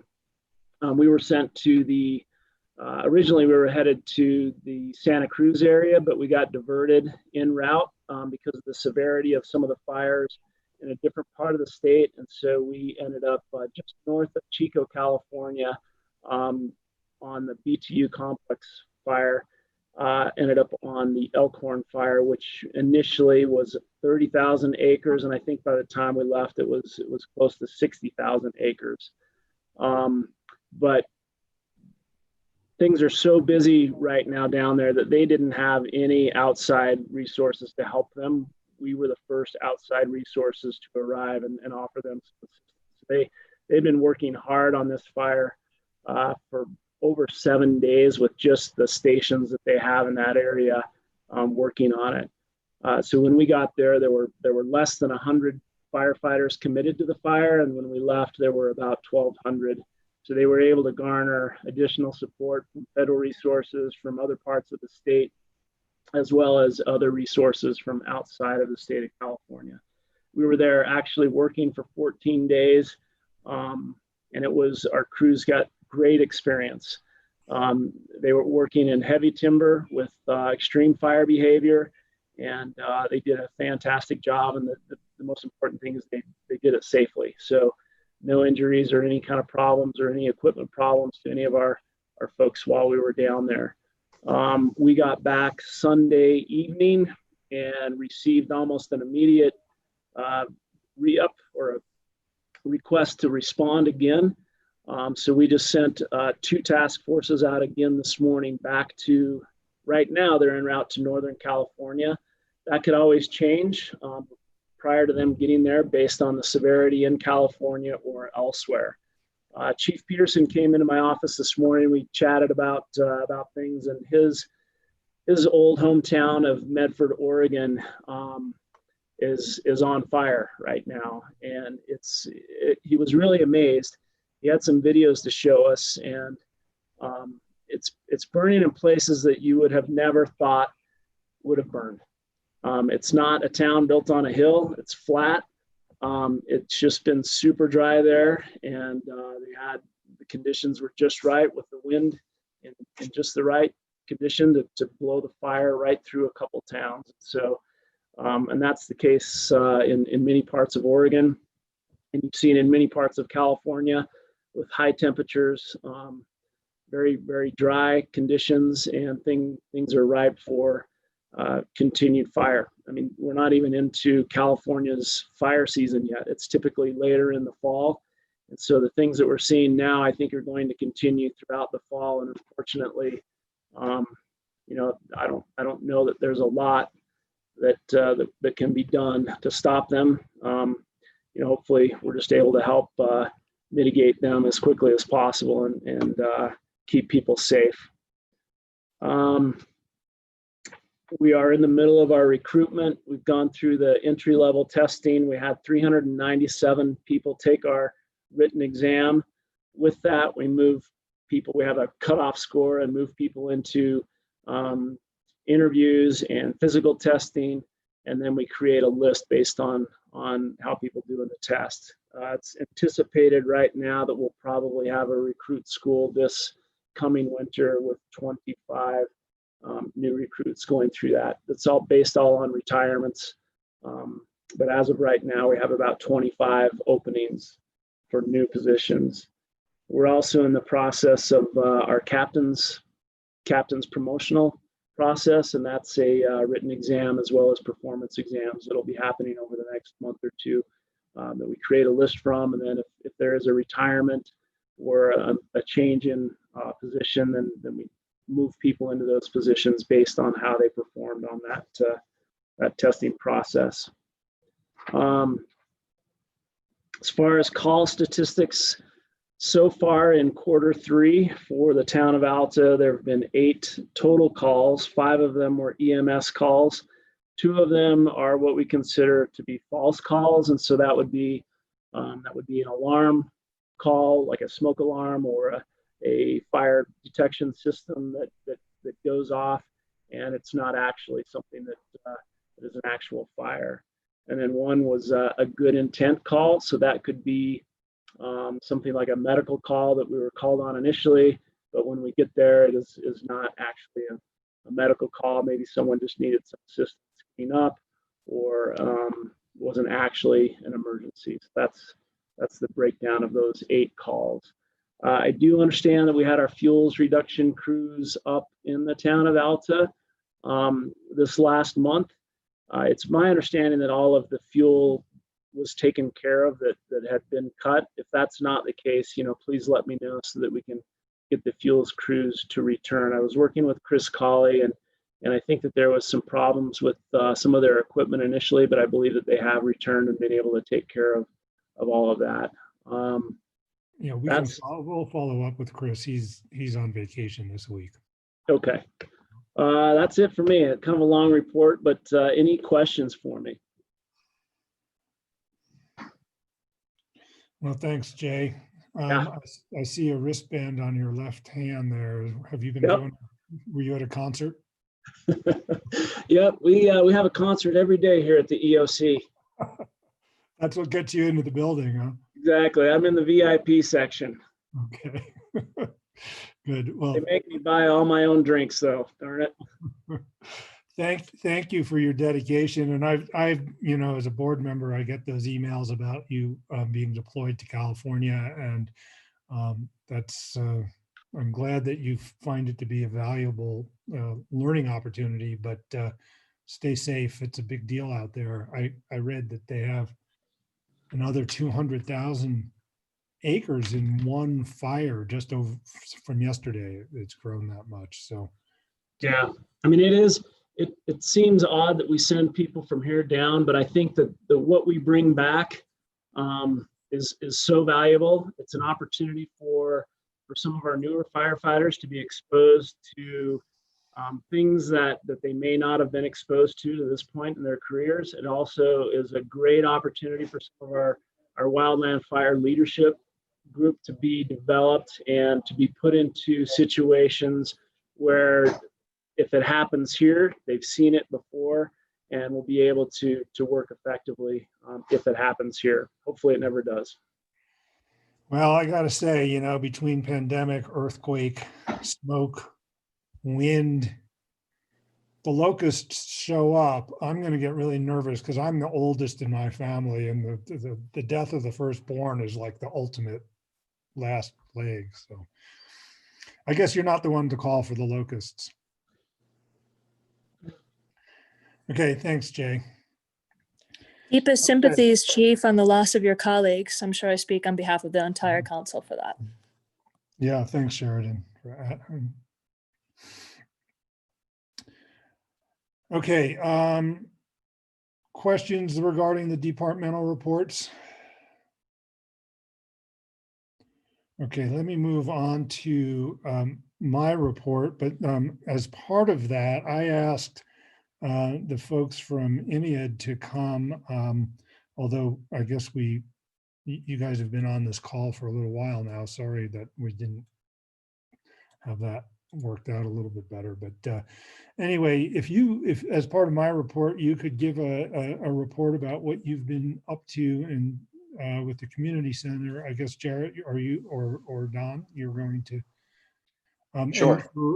Do you know all of our town council members? Not everyone. We've met quite a few people. I see a lot of familiar faces, but I don't think everyone. Yeah. So Jarrett and Don are the people who are really leading the effort for the community center scoping and planning. We can't forget Elodie. No. Elodie. Thank Yes. you. Thank you, John. Sorry, I was looking to. I know it's hard with these screens. Someone has to know where people are going to show up. So.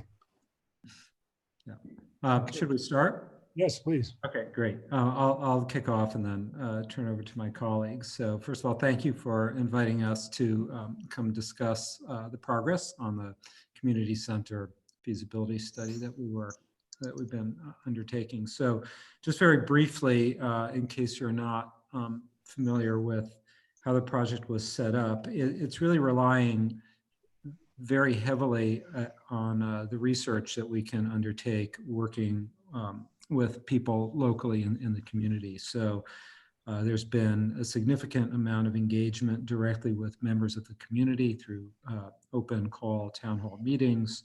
There's of course the advisory committee who we've been meeting with regularly. I think Mike is here tonight and has been super helpful on that. And there are of course other contributing members who've kind of guided us to what aspects of the community and the landscape and the site we should be studying most closely. And of course, we have a wonderful shepherd in John Goldner who meets with us weekly to make sure we're staying on track.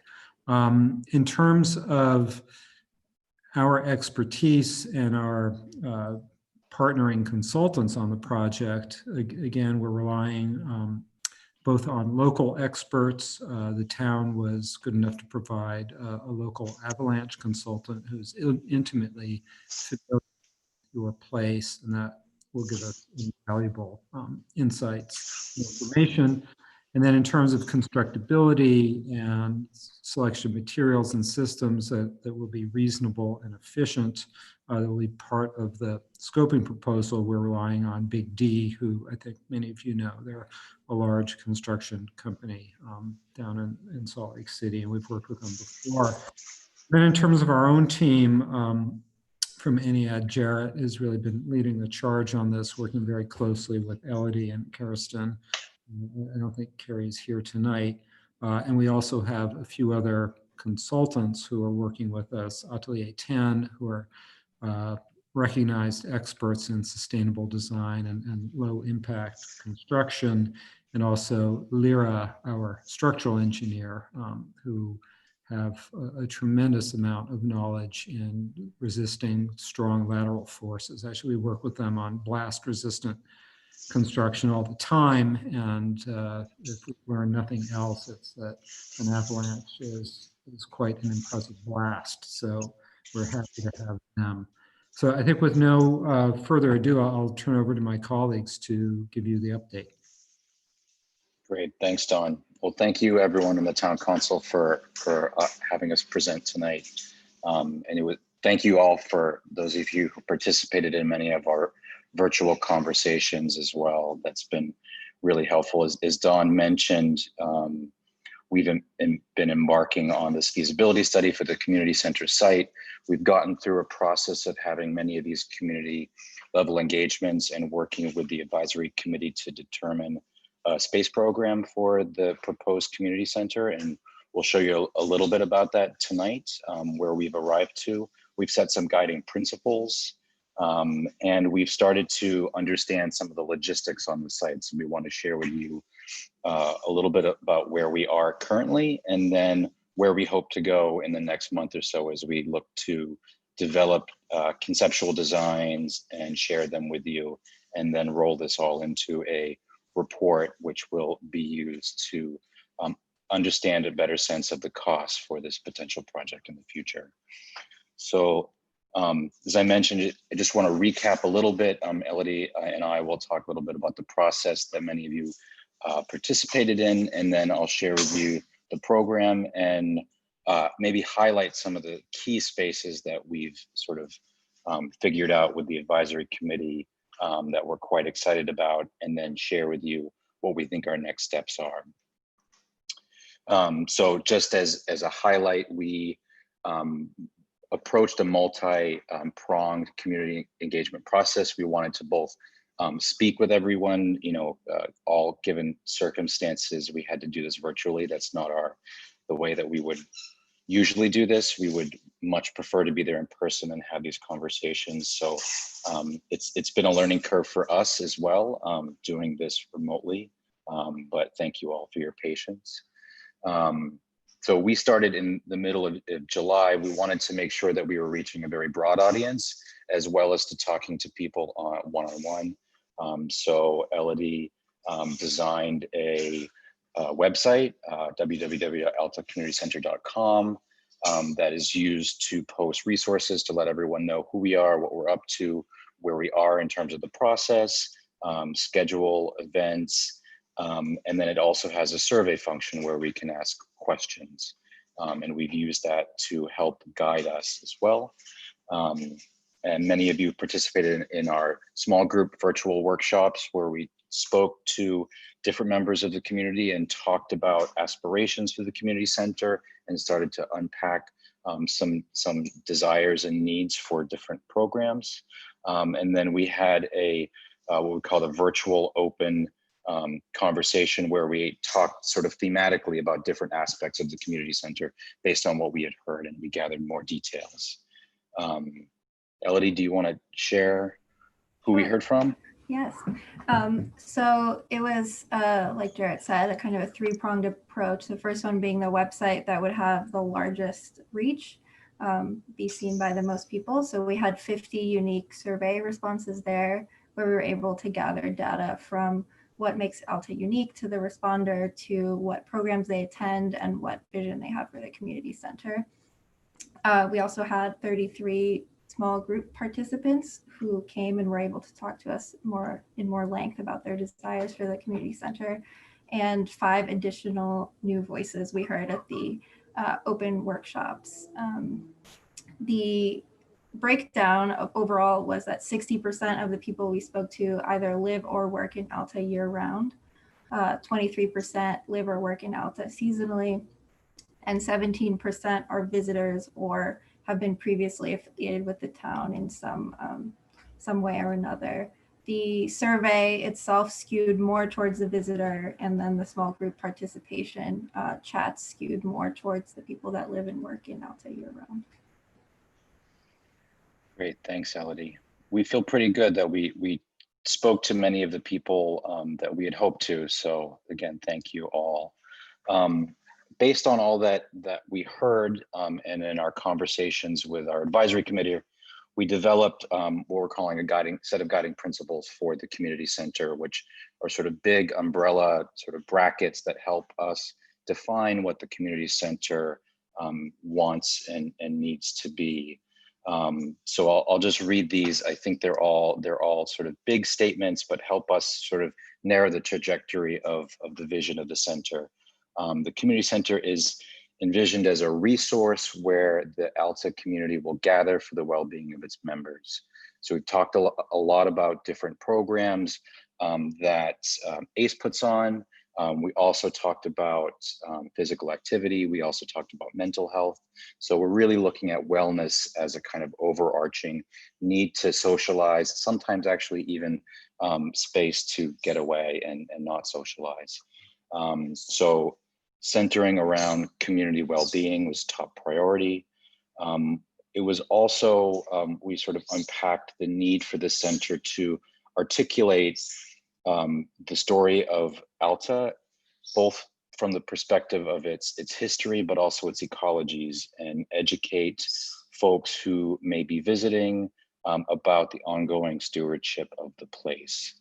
We heard a lot about, the trailhead facilities where we might begin to tell hikers and backpackers about the environment that they're about to see and explore, and go beyond telling them what to do and what not to do, but actually tell them why. So we think really telling the story is quite important. And also we understand that there's a lot of artifacts from the Alta Historical Society that we might begin to display in the center as a way to talk about the place's mining history and its history in avalanche prevention. 2 other big aspects that we talked about. We think that the center will need to be financially sustainable, that it won't be a burden to the town financially, but that it also needs to be an exemplar of environmental stewardship. So it needs to have a high sustainability benchmark. And we'll talk a little bit in a moment about how we see that unfolding.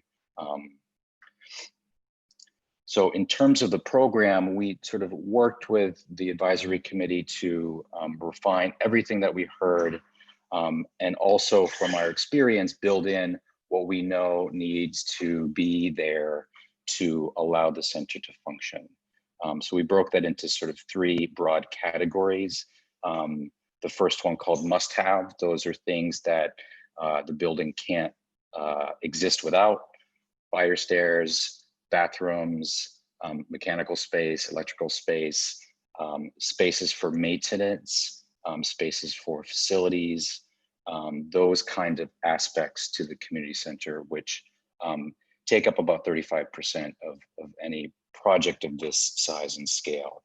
We also determined things that the center needed to have programmatically, and many of those things are items like space for nonprofit organizations, for ACE and for Friends of Alta, a sort of co-working office space with we talked about an idea for some flex offices that could be either rented or utilized by the town or by local practicing physicians. And we also discussed the potential for both the post office as well as the Alta School. So we've sort of taken all of those components, and we dropped that into this aspect we call need, which is about 11%, which leaves about half of the building as a would-like, which are all the things that we heard sort of outside of those issues from the community that would be helpful to meet the goals that were stated before. And I'll highlight some of those for you. They included many gathering spaces, multi-purpose functions for ACE events and others. And we can show you some of what we've been talking about. Trailhead, spaces for exhibition for both the Alta Historical Society, potentially a changing exhibition space that could be for local artists or to tell local stories.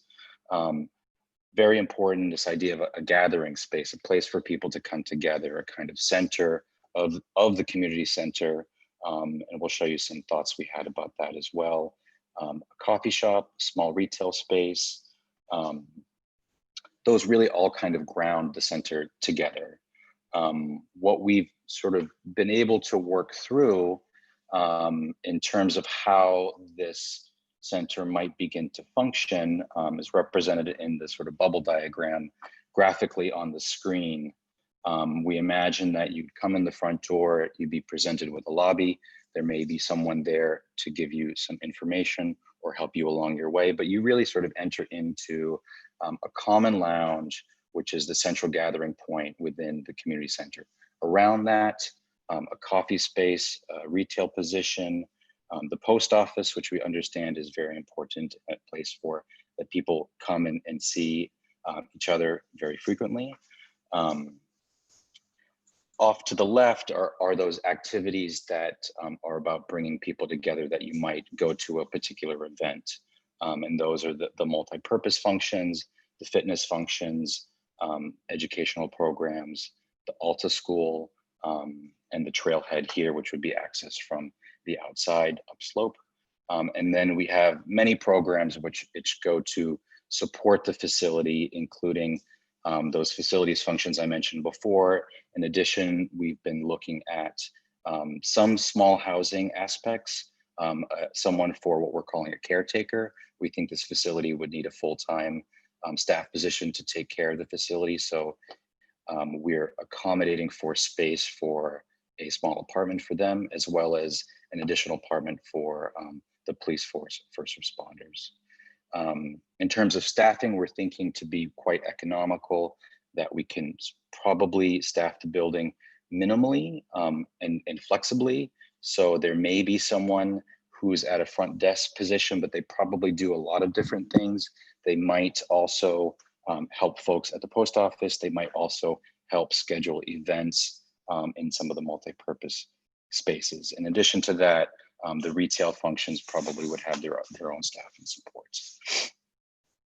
So I'll just take you through some of the primary spaces that we've been thinking about and talking with. We sort of work in the abstract here to sort of envision spaces sort of outside of any design, but it's just to give you a sense of the scale and to make sure that we've got the right amount of square footage earmarked. This is what we're calling right now the community hub, although we're looking for a better name. This is really the center point of the community center where you come in. There's a place to be greeted, an information desk.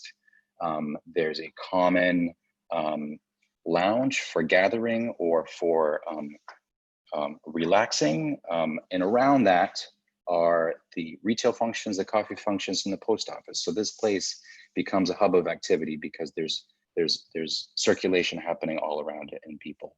And of course, you know, we would want to capitalize on the great view looking south there, and that we really see this as the primary center of the community center. And you can see here some of the square footages that we're earmarking. So some of the conversations we've been having with the advisory committee are really about right sizing this to make sure that we're not including too much space, but that we're including just enough. Another big marquee program that came out of many of our conversations is the idea of a large gathering multi-purpose space. Through our discussions, we talked about the idea of a large hall that could be subdivided. So you could open it all up. It could house really large events, but you could also break it down so it could be used for multiple different functions at the same time. So it's highly flexible, highly efficient. Here you can see we've started to sort of right size this. Currently it's at 4,500 square feet. For reference, Our Lady of Snows, that central gathering space, is about 1,300 square feet. So this would be a little over 3 times the size. But what it does is it gives you the opportunity to open it all up, to have a very large gathering, or to break it down. And here, this is just an example. We've shown this as a lecture format in the center, which would seat around 175 people. So this might be for a film screening. Here, we've just shown it as ping pong tables and a kind of active lounge space. And on the other side, a larger gathering or a conference for 60 seats. If you can imagine opening that back up and trying to make the entire space full, we can probably fit about 375 people. So that's a really large gathering space. And through our conversations, we talked about that really being a great amenity for the community, both in terms of gathering for events, but even as a leasable function in terms of the financial plan for the center. We've been starting to think about how the space might feel more comfortable. I mean, given the current circumstances we're in, during the pandemic, we're all becoming very aware of access to light and air, access to space. So as we've been thinking about these large gathering spaces, we're also thinking about glass, doors, places to allow natural ventilation, places to be able to see outside so that you don't feel contained. We want this place to feel really welcoming, really inviting, and we think those things are really important. While we don't know where the future holds for us, we're also trying to just be aware about how many people could this hold in a socially distanced event, let's say. So here we've laid it out with 6-foot wide desks, and we fit about 65 people. So you can see, depending on how much square footage per person you use, the amount of people you can hold changes drastically. So that's also another key aspect of the center, and we've talked a lot about the variety of different kinds of uses which are listed off to the right. Some other aspects that we talked about having a dedicated fitness space for some wellness programs, either fitness programs or yoga programs, so that they're not using the same multi-purpose space, so that they can be more clean and more highly maintained. We have a space, 600 square feet, for a dedicated education space for some of ACE's programs, as well as a teaching kitchen. Another important program that we talked a lot about is the Alta School. Whether or not it moves here in the future, we just wanted to have a sense for how could it work here. So we worked with Nikki to right size the classroom to think about how it could work best for her and her students currently, and we'll continue to develop this, but currently we're holding about 1,200 square feet, which has a space for movable furniture, a small group area off to the side, while, because it is a one-room classroom, it needs to have sort of different areas within it to facilitate teaching different ages and different grades, a kitchen. We talked a lot about the synergies between the potential Alta School and a reading room. So we're sort of earmarking an adjacency there, that the reading room might be located next door to the Alta School. We can see a lot of benefits to that, and also an outdoor space. Here, a kind of idealized reading room with some computer workstations, a common work table, and a lot of books and storage. Here, another unique aspect of the center, we think, is this idea of a kind of non-for-profit hub that is really, really flexible. So what we've been earmarking in terms of the program is an office for ACE, an office for Friends of Alta, but then 2 what we're calling flex offices, which could support other non-for-profits who want to come and sort of collaborate, or the potential for the town to use on an as-needed basis, or even the potential for it to be a rentable and a revenue stream. We also talked about the need for quiet space potentially for some mental health counseling, so this would also be an avenue for that. as well, kind of having some flex space that's not necessarily dedicated for one function or another, but could have a variety of functions. In this sort of suite, we also are thinking about a conference room space, some storage, and a common lounge. So those are the largest aspects of the program that we've been focusing in on. I don't think we're done. I think we're still refining those, and we'll continue to do so over the next month as we continue to have conversations. These things always work in waves. You sort of build and build and build, and you sort of you're able to make it better and better and better along the way and more specific. One other programmatic function that we've talked a lot about, which I'm sure everyone knows about, is a high need. It's parking. So we've been thinking a lot about this, especially given the location of the site. Currently, the site has about 54 parking spaces on it. So we initially targeted to try to replicate at a minimum that amount of parking spots. So the community center would not be taking away from spots. We've started to think about a strategy which could lift the community center up one story to allow an on-grade parking deck. And what that would allow us to do is to have a few more spaces. Maybe that could become a revenue stream for the community center, but it also gives the community center great views. It's elevated, it's above the street, you're not looking into the street. So you're really looking across and into the landscape, which we think is also a valuable asset. One of the things we want to talk to our CM partners at Big D about is whether or not we want to go down a little bit or go up, because we understand as you elevate a building, you start to have to worry about access, ADA, accessibility, trying to get folks up to the level of the community center. So those are all issues that we're starting to understand a little bit better, but these are some of the thoughts that we've had. As Dawn mentioned, we've also been working with the Contour Group, Stephen Clark's group, who's our avalanche consultant.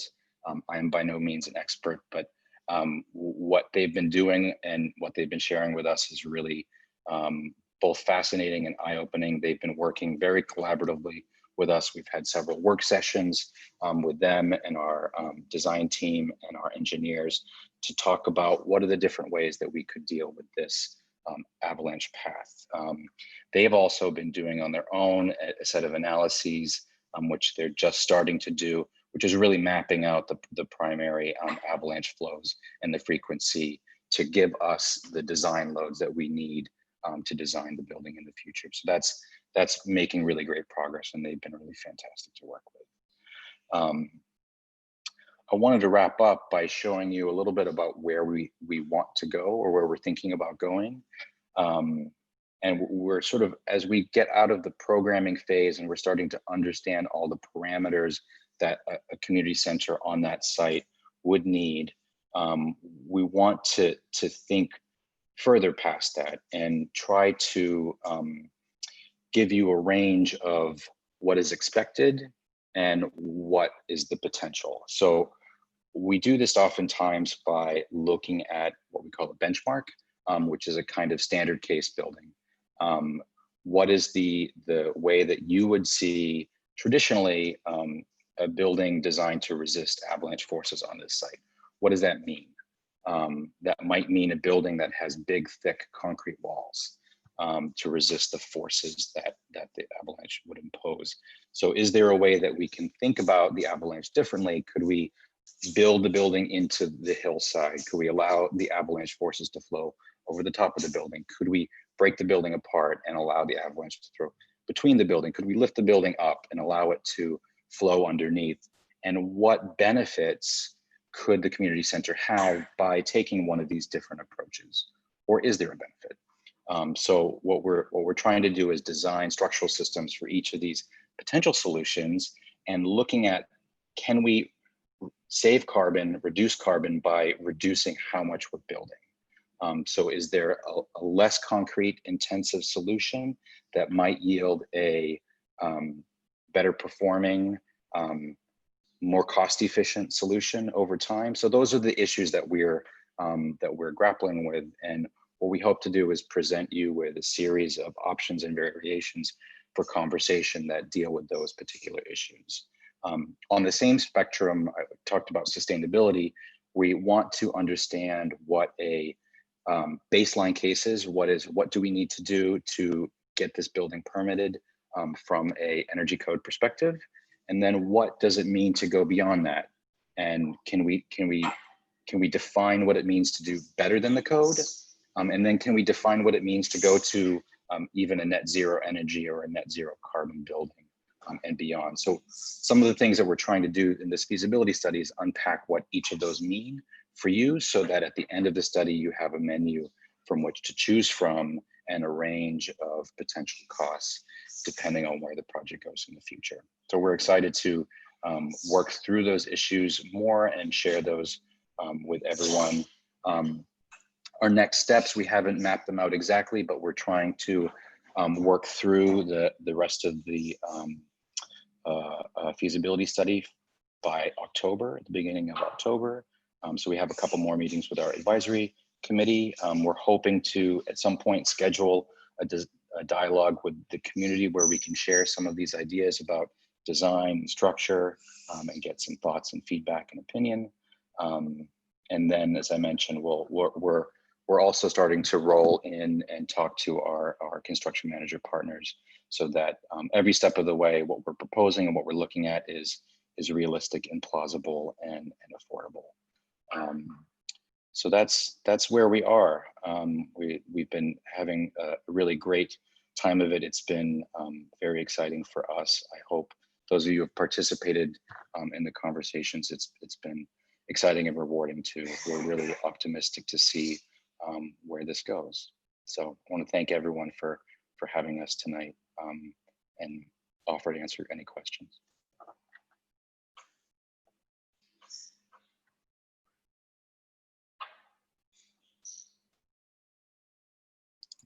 Thank you, Jarrett. Sure.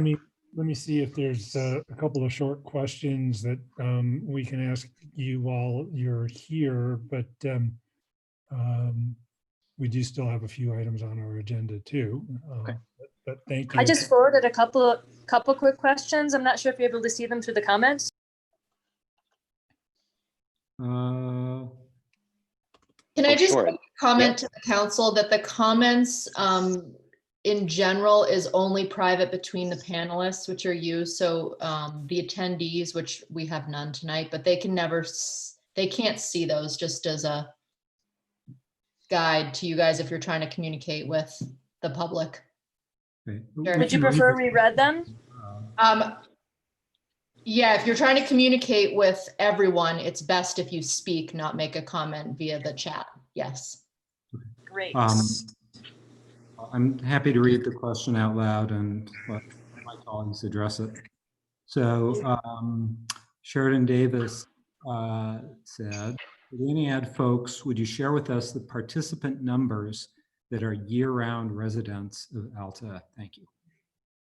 Do we have that information, Elodie? Can we distinguish? So I don't have that right in front of me, but I know it's about a third of the people we've spoken to. So about 30-ish people, I would guess, but we can dig into it and get back to you. Okay. And this again from Sheridan Davis. And as a follow-up, the year-round residents on your advisory committee, as well as the date ranges of gathering this information, just this summer, question mark. So, so I guess the question is, which of the advisory committee members are year-round residents? I'm not sure we know that, but John, why don't you list the advisory committee members? So the advisory committee members, Mike Mon is one of them, Tom Pollard, Nikki Lemire, Sarah, and Jerry Weil. Sarah Gibbs, sorry, and Jerry Weil. And if I think you all know them. Maybe Jerry is somebody you might not know as well as everybody else. He lives in Blackjack. He's retired psychologist from, I think, New York. And as soon as he retired, this is where he came. He came here whenever it wasn't working, but when he stopped working, this is where he moved. You know, they had a place in Alta for decades, I think. Yes. And, yeah. And the other part of the question was, I guess, when did we start collecting information? Melody, do you remember roughly when we launched the website and started? I believe it was what did you say, Jarrett? July? July, yeah, it was the middle of July, so July 15th. Yeah, so is that's when we started. So that's been the most open and public forum, but there have been kind of ongoing engagements using video channels like this with various groups and individuals. Also ongoing, I guess, through the summer. Yeah, we had asked the advisory committee to give us a list of folks that they thought would be interested in participating. And they curated a list for that we reached out to. So we reached out to over 120 people, and those folks who responded were the ones who participated. Okay, and you. Yeah. That was it for questions, at least the ones that I could see in the chat window.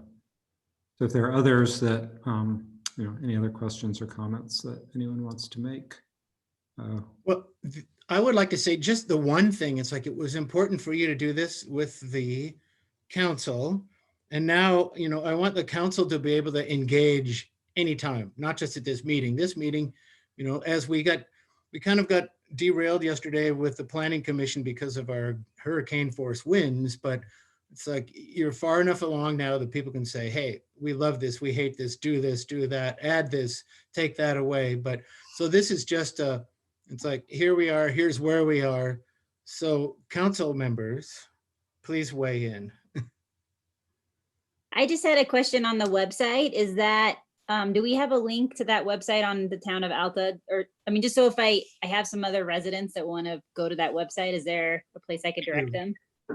It's on the website. And what I meant to say was, please weigh in, not just now, but I mean, now you know who they are, where they are, and how to get a hold of them. So. Elise, it's on the community center website page on the town of Alta's thing at the very bottom. You'll see the link to the main page. I'll let some people know. And I just wanted to thank you guys for your presentation. I think everything is really exciting, and it makes me excited to go to an ACE event or yoga, or some of the kids that attend school here. Maybe they'll eventually end up there. And I think it'd be a really, really great spot. So thank you for your work. Yeah, thank you, Don and Jarrett and Elodie. It's been a pleasure. You are all very, very welcome. This has been enjoyable so far, and hopefully the best is still to come. And it's really thanks to the attention that we've been paid by many, you know, members of the community whose love for the place really comes through. So that's a great body of energy for us to try to channel and reflect back to you in the design.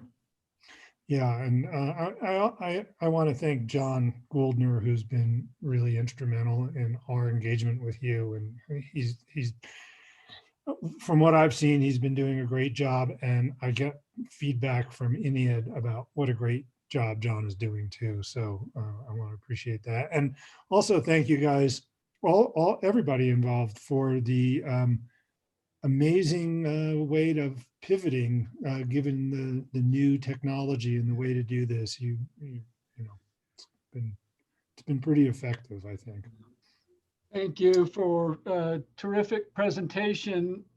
Not only the level of work that you've put into it, but I think equally the level of listening to the community and how that's been incorporated into the work that you've done.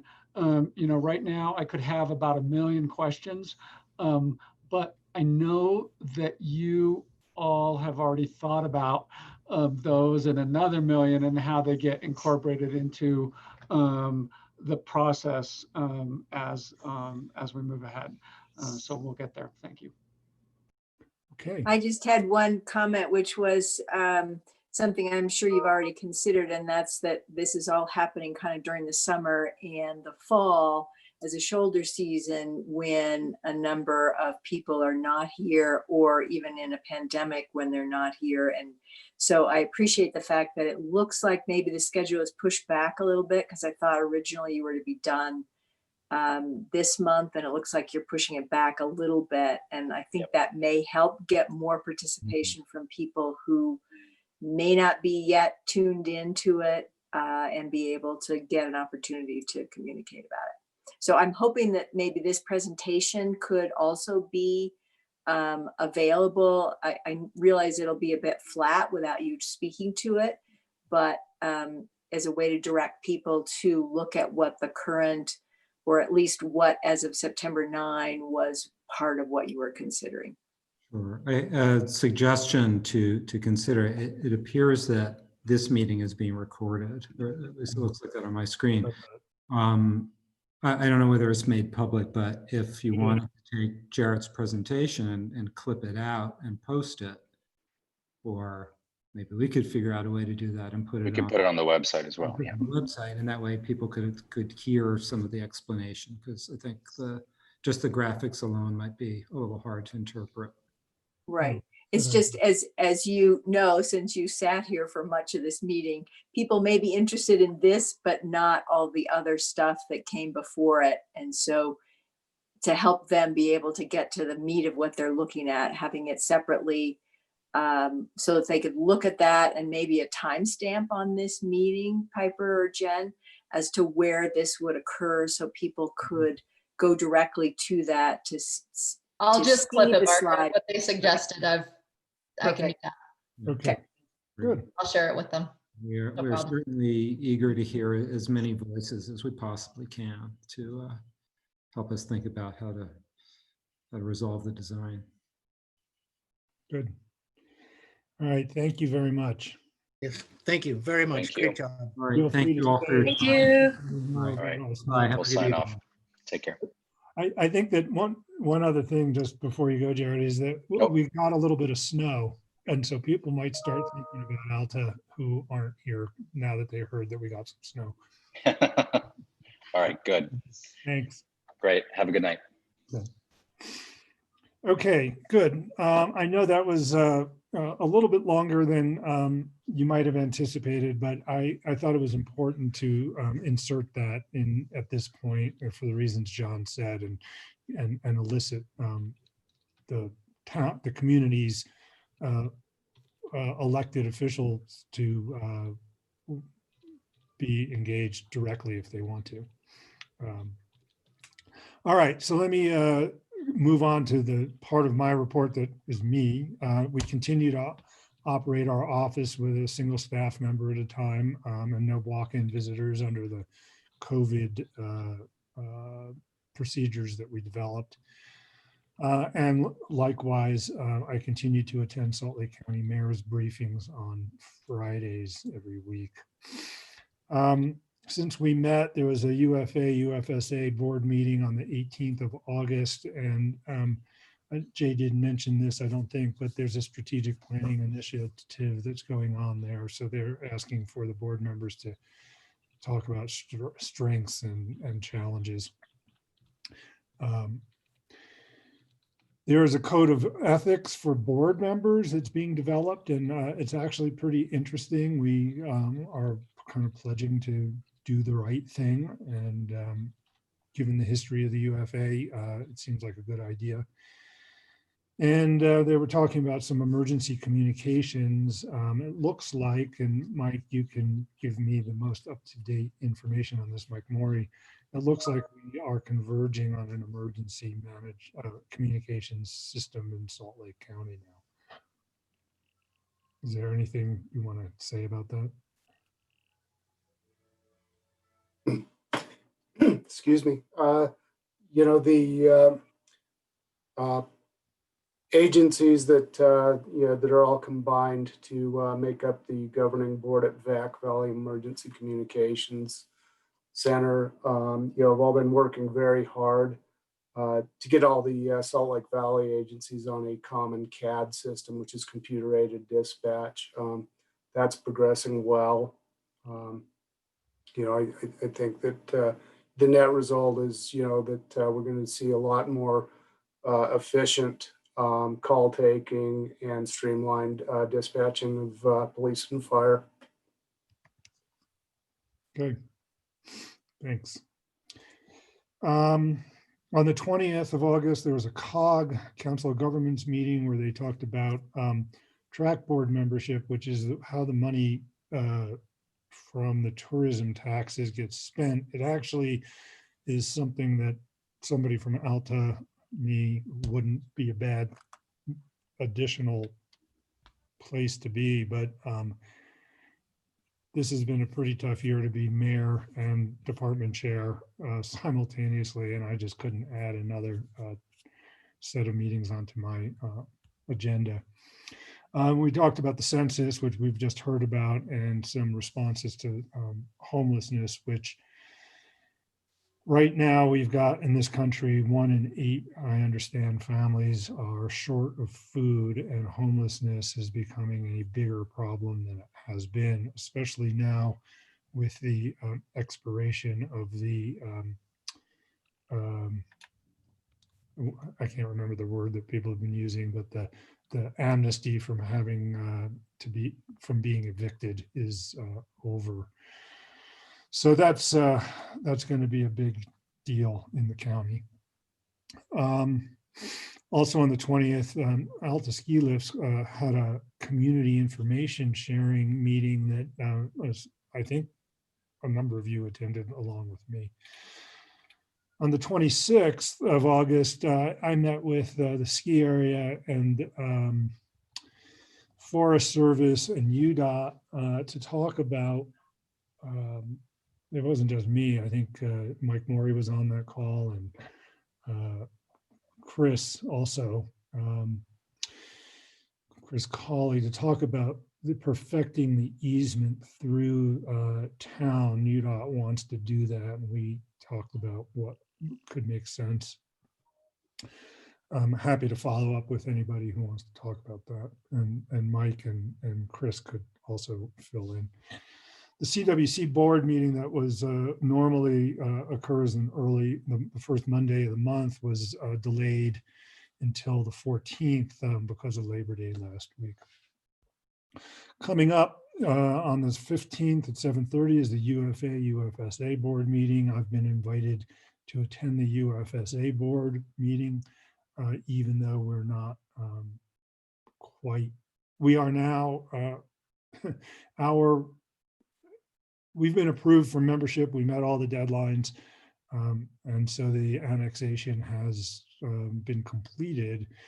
We aren't actually I'm not actually an official member of the UFSA board until January because we struck a deal with them to keep us at our current status for the rest of this year, so that the tax doesn't go up until next year. On the 15th at 10 o'clock, we're having an initial road meeting, which is a little bit early, but and I'll get into the reasons for that in just a second. And that's going to be a Zoom meeting. Town council meeting is on the 14th next month at 4 o'clock. Here are the temporary dog licenses issued between 8/12 and 9/4. Luke Dennis, 10 days. He's in Sugar Plum. Marcia Decker in Peruvian Acres for 21 days. Dave Valenti, 8 days in Albion Basin. Sarah Goodson, a month in Albion Basin. Tally Goodson, a month in Albion Basin. Cam Hoffman, 8 days at the DPH. I want to bring up an issue that concerns me as I've been thinking about this pretty hard for a month. I've had a number of conversations with various entities, including the ski area and Mike Mon in particular. And I want to commend Mike for and thank him for some of the rather detailed thinking he's been doing about operations this winter.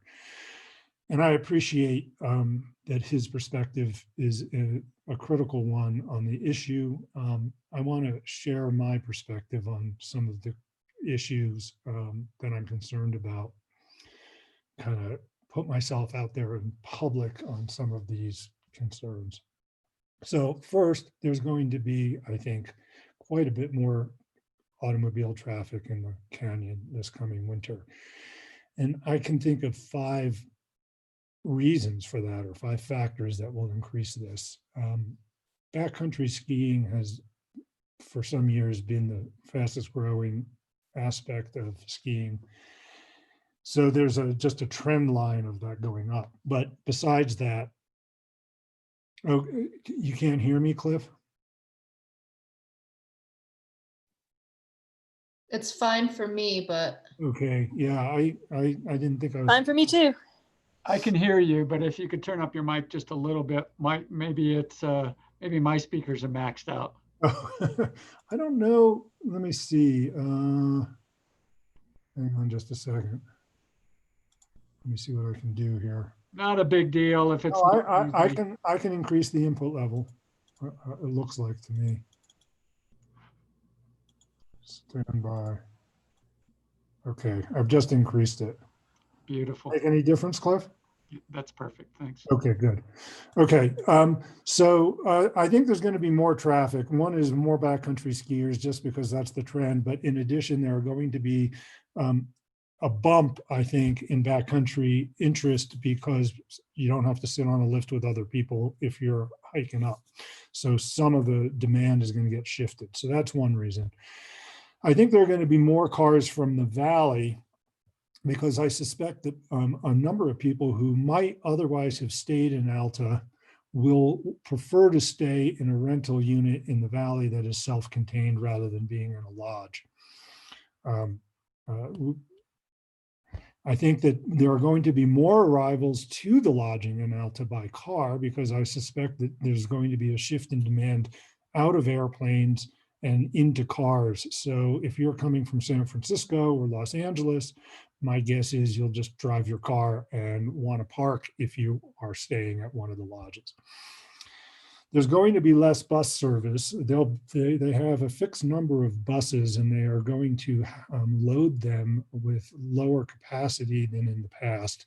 They do not have the ability to add more buses onto the route, because the buses that come up the canyon are specialized buses with different gearing, different tires, different equipment, and are shorter. So they can't just simply backfill the demand for the buses. And finally, this is not exactly clear to me yet, but I think the Alta Resort Shuttle is going to be problematic. It's certainly, if it is running at all, it will have lower capacity. And so people who are staying in the View, for example, or Sugar Plum, are going to have an incentive to want to drive over to the ski area in a way that they have not. So those reasons, I think, are going to create more traffic issues. Part of the reason why we're meeting early, the road meeting. We're going to have to figure out a way to manage the cars that come up to beat the closure in the morning and for dawn patrol, because those people who traditionally would have gone inside, let's say the gold miner's daughter, to get a cup of coffee and wait out the avalanche control, are not going to be able to do that. The gold miner's daughter has already indicated to us that they are not going to invite people to crowd their space. So we're going to have to figure that out. There are a couple options that we've been talking about. That's going to be part of the conversation next week at the road meeting. I have some concerns about the ski area operations. I've looked at the National Ski Area Association document that Mike shared with me, which I appreciated. He also shared with me another document that I don't remember what the acronym stood for, but it was basically destination attractions, or full day attractions. Places like Lagoon would be included, I think, in that. There is no doubt that skiing is better than indoor activities compared to. I expect to ski this winter. I don't expect to go to a concert, at Abravanel Hall, for example. Face coverings are often used in skiing as a default anyway. A buff, there seems to be, I understand that there's some controversy around a particular study, but I can tell you that at the Waterford School, for example, which is inviting having students come to class, you may not wear a single layer face covering and qualify as having your face covered. And at the U, I don't think we would allow people to come into class with a single thin layer like a buff. So I'm not sure that a buff passes muster. I have concerns about issues, and these are in increasing order, I think, of difficulty to manage. I think that from what I can tell, it is a industry standard to allow skiers to group up and identify themselves as a party of 4 and ride a quad chairlift. I think that that's going to lead to some really interesting dynamics in our lift lines. I think it's going to lead to some altercations at the top of the lift, because the ski area has told me that they're going to allow people to self-select and be riding singly. And I can just imagine what happens on a powder day when somebody takes 3 extra spaces away from people who are waiting in a relatively long lift line, maybe longer than usual because capacity is lower. And there's going to be some yelling, which is not a great thing in COVID, and probably some flipping off in response. And then these folks are going to confront each other at the top of the lift, is my fear. I have recommended to Mike and to Dave Fields, both of them have not been enthusiastic about this idea, that rather than allowing parties of 4 on a chairlift or parties of 1, just have on a quad people on the outer edges, parties of 2, and just leave it at that. You don't have to manage it as much.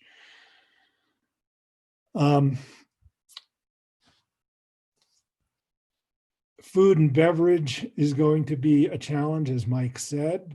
His capacity is going to be lower. We are in an environment where people will need to go inside to warm up.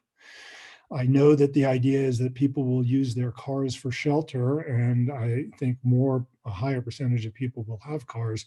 Not everybody who skis in Alta has a car to go to. And so I'm not sure what's going to happen to those people.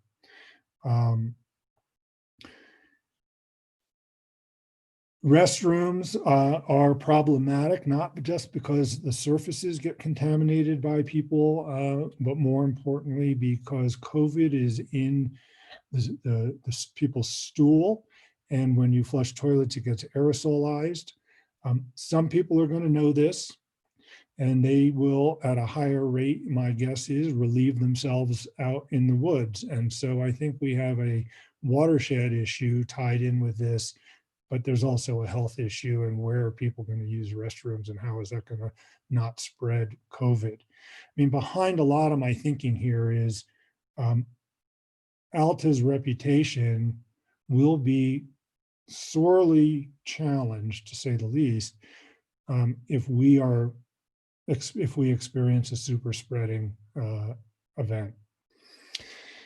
Now, there are 2 other items that I think are problematic. When lightning strikes, the lifts get evacuated. And when there are mid-canyon closures, people can't go anywhere. And while they can keep skiing, some people are going to be tired and going to want to stop skiing, and maybe they'll misestimate their own endurance, and then they'll want to quit.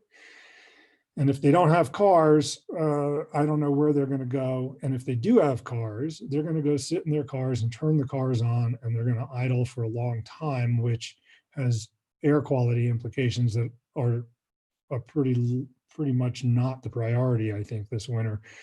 But they're going to run out of fuel. And so we're going to have an issue with people running out of fuel. And I know that we manage that nowadays in the past by pulling them out of line, and Mike makes his fuel depot available, which has been very gracious, but I don't know how many additional people that can handle, or how we're going to get them to that depot. Dave Field suggested, I think it was Dave Field suggested to me that we have tanker trucks, and the combination of gas tanker trucks and avalanche risk doesn't seem like a great idea. And then finally, here's my big scary problem. It doesn't happen very often, but if we had to have a midday interlodge and we had 3,000 or 4,000 skiers, we have a huge issue. And I'm really disquieted by that. So I wanted to get those ideas out there. Happy to talk to people about it. I don't really mean to engage in a back and forth right now, but I just wanted you to know what my thinking is, and I look forward to hearing from you about that. Thank you, Mayor, for setting that out. I think it's critical that we all think in the level of detail that you have, and I look forward to communicating further on. Thanks. I can tell you that my tagline about all of this is, I am not, nor am I going to become the mayor in Jaws. And I went and watched the movie again. His name, the character's name is Larry Vaughn, and I am not going to be in that position. Okay, we've got a couple more items on the agenda. I'm not sure that we're ready to, it seems to me still a little bit premature to try to pass the ordinance on the land use, given some of the conversation today. Does that strike you all as something to postpone? I don't see how we have a thoughtful and productive talk about it in in the time that we have today. Let me just say a couple of things, and I'll try to talk less and then turn it over to John and my colleagues on the council. We started on this process in January of 2015. Had a couple mayors and several other council members since that time. We've had 4 very able attorneys helping us with it. I think we should all remember Clarence Kemp, who's no longer with us, who laid terrific groundwork. Lots and lots of work by the Alta Planning Commission, and most important of all, lots of citizen input that's been taken to heart and really has largely shaped the process of the zoning ordinance revisions. Having been at this since January of 2015, I could tell you only from my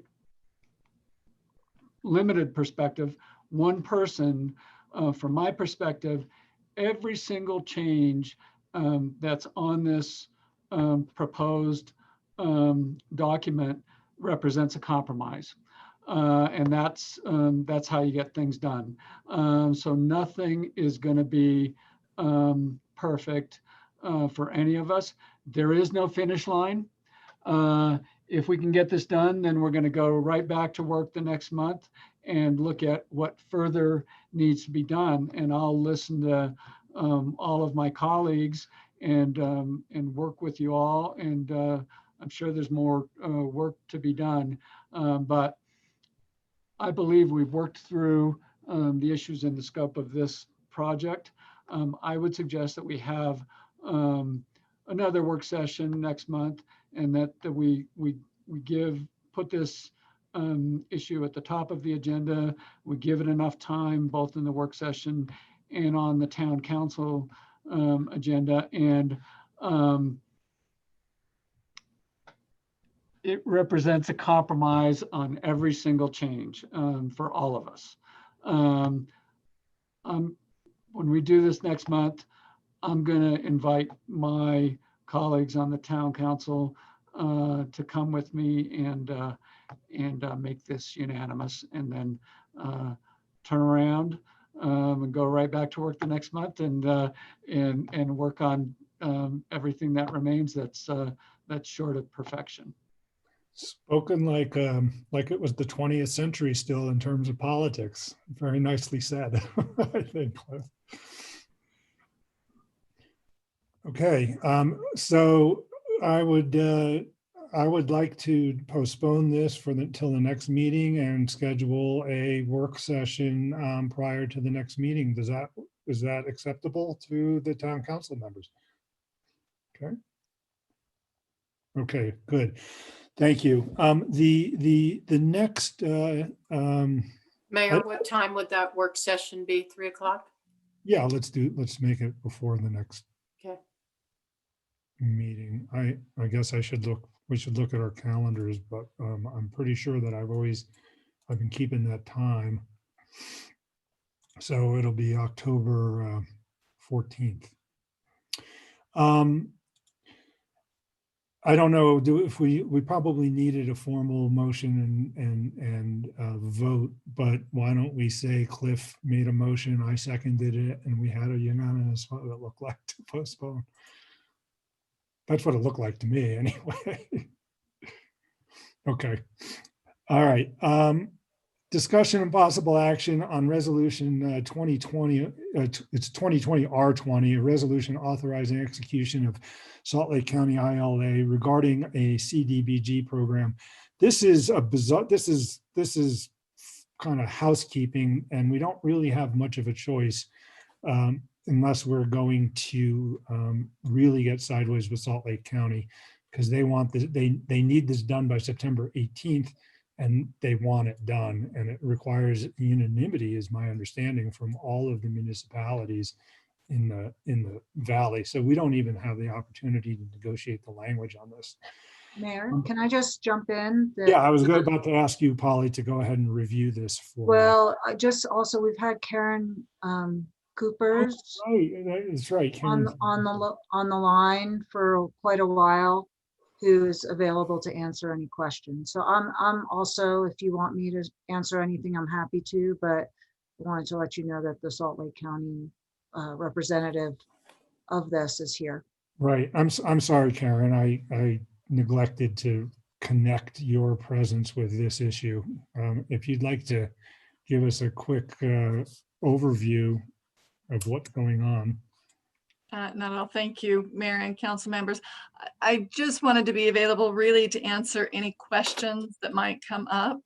And I'll go ahead and say hi, so you're talking to a real person. Basically what happened is this is an urban county renewal. HUD has, every year, we receive an allocation of community development block grant funds. And HUD makes that allocation. There are certain stipulations in order to be eligible to receive those HUD funds. And for the past about 40 years, the Community Development Block Grant has been made available to communities. For about the past 27 years, the jurisdictions that are in the Salt Lake Urban County have been able to come under the umbrella of what is called the Urban County. That is basically creating an entitlement. It creates an entity that can receive funds from HUD for the Community Development Block Grant. And there are certain requirements that you need to have as a jurisdiction in order to be eligible for those funds. You either need to be an entitlement jurisdiction, which involves having 50,000 or more individuals in your jurisdiction. Or if you are made up of smaller jurisdictions, smaller cities and towns that would like to apply for these funds, there are some other criteria, including you need to hit a threshold of about 200,000 people. So under the Salt Lake Urban County, we currently have 17 jurisdictions that aren't large enough to be their own entitlement, but that can come together to create basically an entity that can receive and be eligible for those funds. That entity gets renewed every 3 years. It does require an interlocal agreement between the jurisdictions. full disclosure, I have been with the county for about 6 years, and I've been in this position about 9 months. So although I'm familiar with overall community development, the intricacies of these agreements are new to me, and I'm learning as I go. So I will tell you that in June we submitted, we had gone out to all the different jurisdictions. We had everybody sign off on that preliminary. Basically, if you didn't say that you wanted out, then you opted in. We submitted that to HUD within the timeline in June. And on July 15th, HUD notified a couple of the jurisdictions, that being Mill Creek City and Harriman, that they now qualify if they would like. They can become an entitlement jurisdiction because they now exceed 50,000 people. Along with that, HUD took a really hard look at the interlocal that we submitted. Again, this is basically the same document or language that has been submitted to HUD for quite a few years. But HUD has, with some changeover of staff there and some new things that are on the table right now, they took a really close look and said, you've got some language that we're not going to certify you until we have the language changed. At the same time, we are currently under 3 interlocal agreements. And the reason for that is over the past 27 years, jurisdictions have dropped off and new jurisdictions have come on. And so it made sense to, instead of trying to change language in 3 different interlocals that have come about over the years, that we combine those into one that's a streamline that everybody can read through. It's all in one place.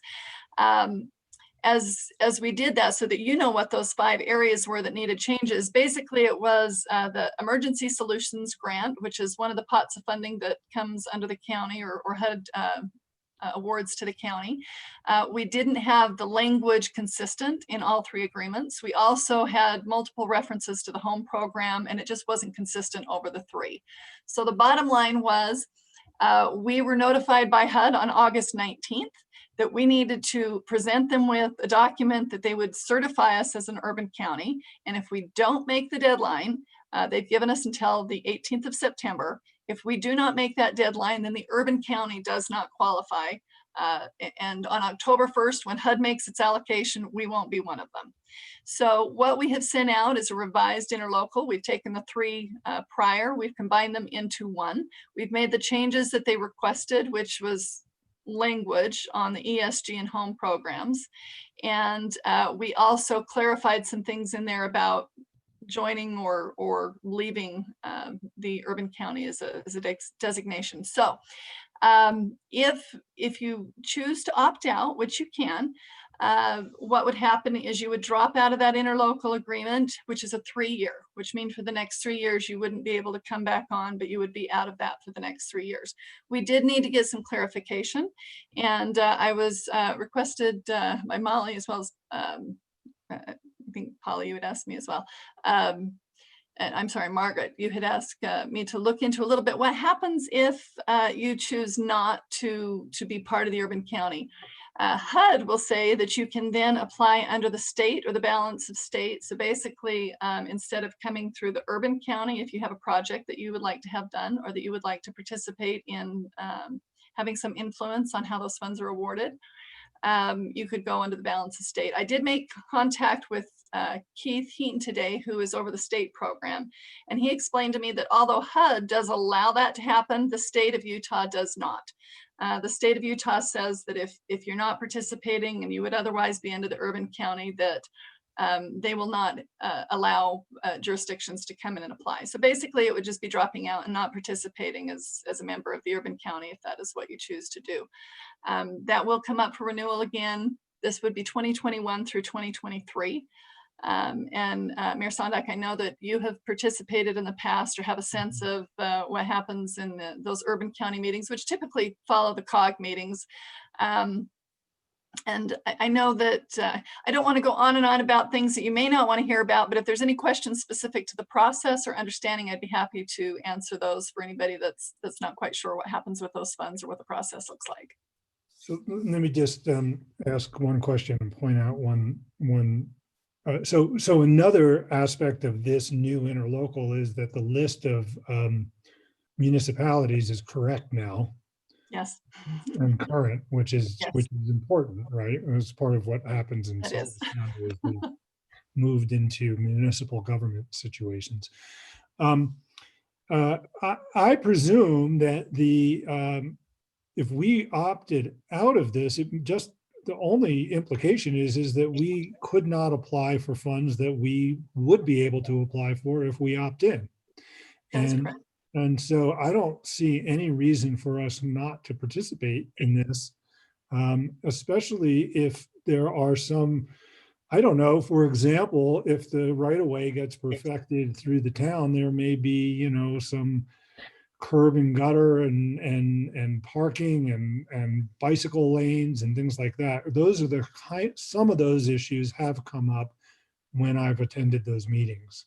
I don't have in my head a list of what the eligible expenses are, but there's no reason, it seems to me, for us not to say, yes, thank you, we want to participate. Polly, is there any language in this ILA that concerns you? No, and I checked with Town Marshal Maury about making sure that we abide by the requirements. There are some requirements related to police activity, and we do. So based on that, I have no concerns. Okay. Council members? Thank you for the presentation.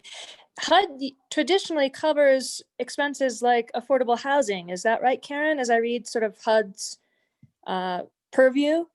And I wonder what likelihood there is for Alta to ever gain any part of the HUD funding that comes through this ILA. So primarily the focus of the county is definitely housing and housing stability. However, as members, as participating jurisdictions, the Community Development Block Grant, historically, that has been about making sure that local jurisdictions have additional funding to address infrastructure issues or ADA issues, as well as public facilities. And so that is definitely what the eligible uses under Community Development Block Grant. I will say, and I think, Polly, you had asked me, or somebody had asked me originally, and I didn't know off the top of my head. Again, I don't have the history off the top of my head, unfortunately, but I did go back to find out when was the last time that the town of Alta received any kind of benefit as far as applying. And it looks like in 2012, 2013, and 2014, there were some projects. At that time, the process was a little bit different. So the awards were about $2,500 that were going to you. So it looks like there was a central building, central housing rehab that was in 2012. There were some accessibility improvements and town park improvements awarded in 2013. And then in 2014, there were some, it took unspent money from prior years and it combined it into a new contract that also dealt with some additional ADA accessibility issues. So it's been since 2014 that there's been a contract in place. One of the things that we did find out historically was that these really small amounts of $2,500 or $500, they weren't significant enough to really make projects come together. And CDBG dollars, you have to have projects come together, or it goes back to HUD. So one of the benefits, and I think that probably was about 2015, that Mayor McAdams pulled all the jurisdictions together and instead said, if we have that as a single pot of funding that the jurisdictions will need to apply for, but what it does is allows you to kind of bank up and say, if Alta doesn't get something for 4 or 5 years, that then it comes up as your turn. So in that ranking, somehow we need to account for that. So instead of a $2,500 project, it may be a $30,000 project or $40,000, whatever. One thing that I did mention to both Margaret and Polly is that we have, in observing how the awards have come down the last couple of years, since the nonprofits have been competing basically with the jurisdictions, the nonprofit grant writers are very good at pulling heartstrings, which they should. But what happens is when you are competing for an ADA accessibility ramp with maybe the road home, trying to make sure that they have emergency shelter, it's making it very hard for the jurisdictions to get their infrastructure projects to come up to the top of that list. So we've talked about earlier this year, we have not worked out how this might work. We're going to come back to the jurisdictions and say, help us figure out a better way to do this. But it may involve maybe carving out a piece for the nonprofits to apply for, and then still make sure that there are dollars in the pot for the jurisdictions that don't have to compete the same way, or at least on the same type of criteria and scoring, because it is very difficult when you have a citizen review committee to make the ADA ramps stack up against those really crisis needs that we're seeing in the public services. Or so anyway, Councilwoman, to your question, yes, it definitely can be used for things other than housing. And that is an eligible use, and we're looking to find out how we can make sure that some of these projects that truly do come up the priority list for our jurisdictions, that those can be funded as well, because that is the intention of the CDBG funds. So, thank you. Okay, Piper, you have a comment or a question? Yeah, Karen, I have a question. I seem to remember that there was some kind of percentage or a rate of low-income people in your town compared to how many people you have in your town to for the town to qualify. Is that correct? So there's different ways to have an eligible activity. You need to meet a national objective. One of those would be a limited, a low mod area. And in that case, you would need a census tract. You would need to carve out an area that truly was serving individuals that 51% or more were low to moderate income. So up to 80% of AMI.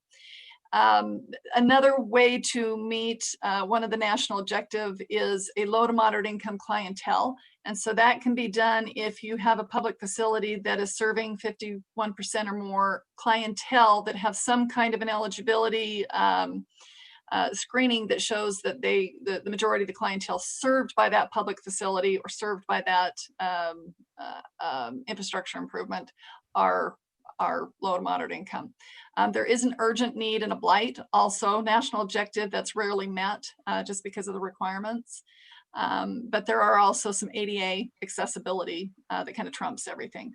So if you have some ADA accessibility projects, that is something that is going to be a presumed LMI, and you'll be able to qualify based on that need. So for example, the Guadalupe School in Salt Lake needed some fire escape improvements this year. They had something happen and the firemen responded, and they couldn't get one of their para educators down the stairs because they didn't have the chairlift and they didn't have what they needed. And so that got trumped, and they were able to qualify not because of the income or the area, but because of the ADA accessibility in that decision. Did that answer your question, Piper? Yes, thank you. Okay, so I would, anybody else have any questions for Karen? Okay, I would solicit a motion to approve the resolution 2020 R20 for this interlocal cooperation agreement. So moved. Second. Okay, so moved by Sheridan and seconded by Elise. Is there any discussion? Okay, all those in favor, please say aye. Aye. Aye. Aye. All right, none opposed.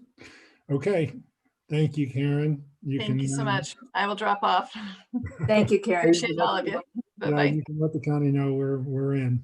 All right, perfect. And I will follow up with Piper or whoever I need to get copies of the signed document. Right. Thank you. Okay. Thanks, Karen. Okay, the next item on our agenda is new business, 8:21 p.m. I mean, 18:21 p.m. 18:21. Harris, I had a couple things that just a procedural one. I noticed that at every meeting now with the COVID situation and our lack of anchor location, you're having to read that document, which is fine. That's a requirement. But the question that I have is, could we as a council, and maybe it's a poly question, could we as a council adopt something that has a longer time period so that Piper and you are not having to monthly prepare this document and do it, but simply you read it at each meeting as a way of satisfying that, and that we put a longer time period on it. Well, Margaret, that would make too much sense. So the governor or the state legislature, in their wisdom, put this requirement in the state statute that the determination can only last 30 days. So Okay. that's why we have to redo it every 30 days. So Okay. your suggestion makes Silly me. yeah, right. Silly Don't, me. especially when it comes to COVID, you know. What we could do, Okay. Margaret, is schedule more town council meetings, and then we wouldn't have to do it at every town council meeting. Perfect. Yeah. And what's even more crazy is that it's the chair of each meeting that has to do it. So Harris, the mayor's determination letter technically doesn't apply to the planning commission. The planning commission, I guess the planning commission could adopt, the chair of the planning commission could adopt Harris, the mayor's determination, but each one does their own. So yeah, it's frustrating. It Okay. comes up in every CWC meeting too, Margaret. It gets mentioned. Okay. Sorry. I'm sure you've thought of this, but I guess if the following town council meeting is only 28 or 29 days later, then you get a 2-for-1. Yeah. Maybe we can So- make the determination a little shorter so Harris has a little less to read, but. So the other question is, does anybody know about what this big dig is that's kind of behind me in this picture? You can see on the one side is the Bay City tunnel, and this is on the road, and it looks like kind of a roadway and a dirt road and maybe a carving out of this culvert. Does anybody know what that is or what it's about? Want me to go, Mike, or you? You go, John. Dang. You're armed, so I have to comply. Well, Colangelo and Highmark up in West Grizzly were disturbed after the big mudslide a couple years ago, and they wanted us to do something to help them. And it's like, none of that property is ours. So we sent them to the Forest Service. This was the Forest Service approved plan to improve their winter access. They're doing also some work on the road up to Twin Lakes Pass in Michigan City. But this is a Forest Service approval of improving access to those properties up in West Grizzly. It's way VOSV. bigger than I thought it would ever be, but I presume we're not paying for it. nope. I have a little bit more information on that. So the Forest Service I guess they have a permit that they got to have winter access with a snowcat or snowmobile from the parking lot area up to their properties, as well as that being a hiking trail. Due to the washout, due to the erosion that had occurred due to last summer, they had approached the Forest Service and said, the bottom of that is just too steep. We can't get up there to where we wanted to go to get to our cats. So they approached the Forest Service with a plan to repair the road and breach that new gully that had been dug in there. The Forest Service did approve that down to the gully, and they were just supposed to kind of breach the gully and be able to get their cats or snow machines to that point. They then approached the Forest Service and said, well, we have all this material we need to haul up to fill in the erosion that occurred on our path up higher. And so that big pile of dirt is the dirt that came out of the house that's being built down here. Oh, wow. Down there on Martha Road. And that's going to be, my understanding is they're trying to cut a path to be able to now take that dirt up and use it on up the path, up the road to fill in what's been eroded out. And in the end, they're not supposed to end up with a road that you can drive up there. It should still just be a winter access, kind of a green road with a trail in it in the summer. That's what's been approved by the Forest Service. And I think they're pushing their limits just a little bit. Thank you. Yeah, it kind of was shocking when I almost turned this off before we started the meeting when I saw those pictures behind you, Margaret. But the thing about bringing the material from the house by Blackjack, the Forest Service loved that because it's all native. They're not bringing anything in from downtown, but it is kind of pushing the limits of winter access trail. Well, let's make sure they don't build themselves an all-season road and be paying attention to that. Because that's not what they're permitted to do, right? Correct. Right. Okay. So, all right. Mayor, can I Yes, make sir. a quick comment? Yes.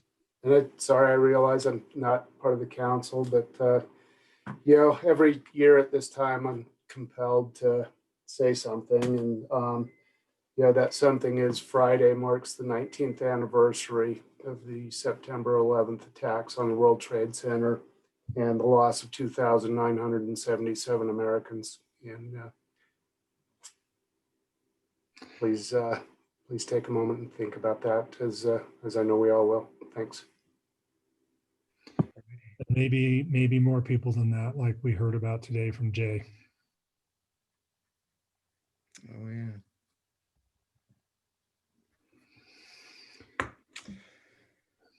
All right. Well, anybody have anything else they want to bring up? Okay, how about a motion to adjourn? So moved. Okay. Seconded. All right, all in favor? Aye. Aye. Aye. Okay, thank you very much. Thank you very much. Have a nice rest of the night. Talk soon. Bye.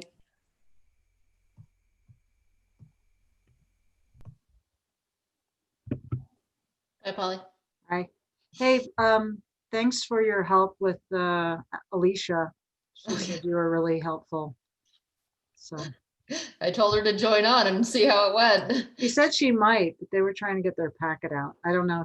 Well, you said there were no one was watching, right? Oh, no, there was tons of people watching on YouTube. Oh, there were. Okay, cool. Oh, yeah. Good. Yeah. Oh, actually, I should stop the recording. Yeah, no, at one point we had 6 people watching on YouTube. Oh.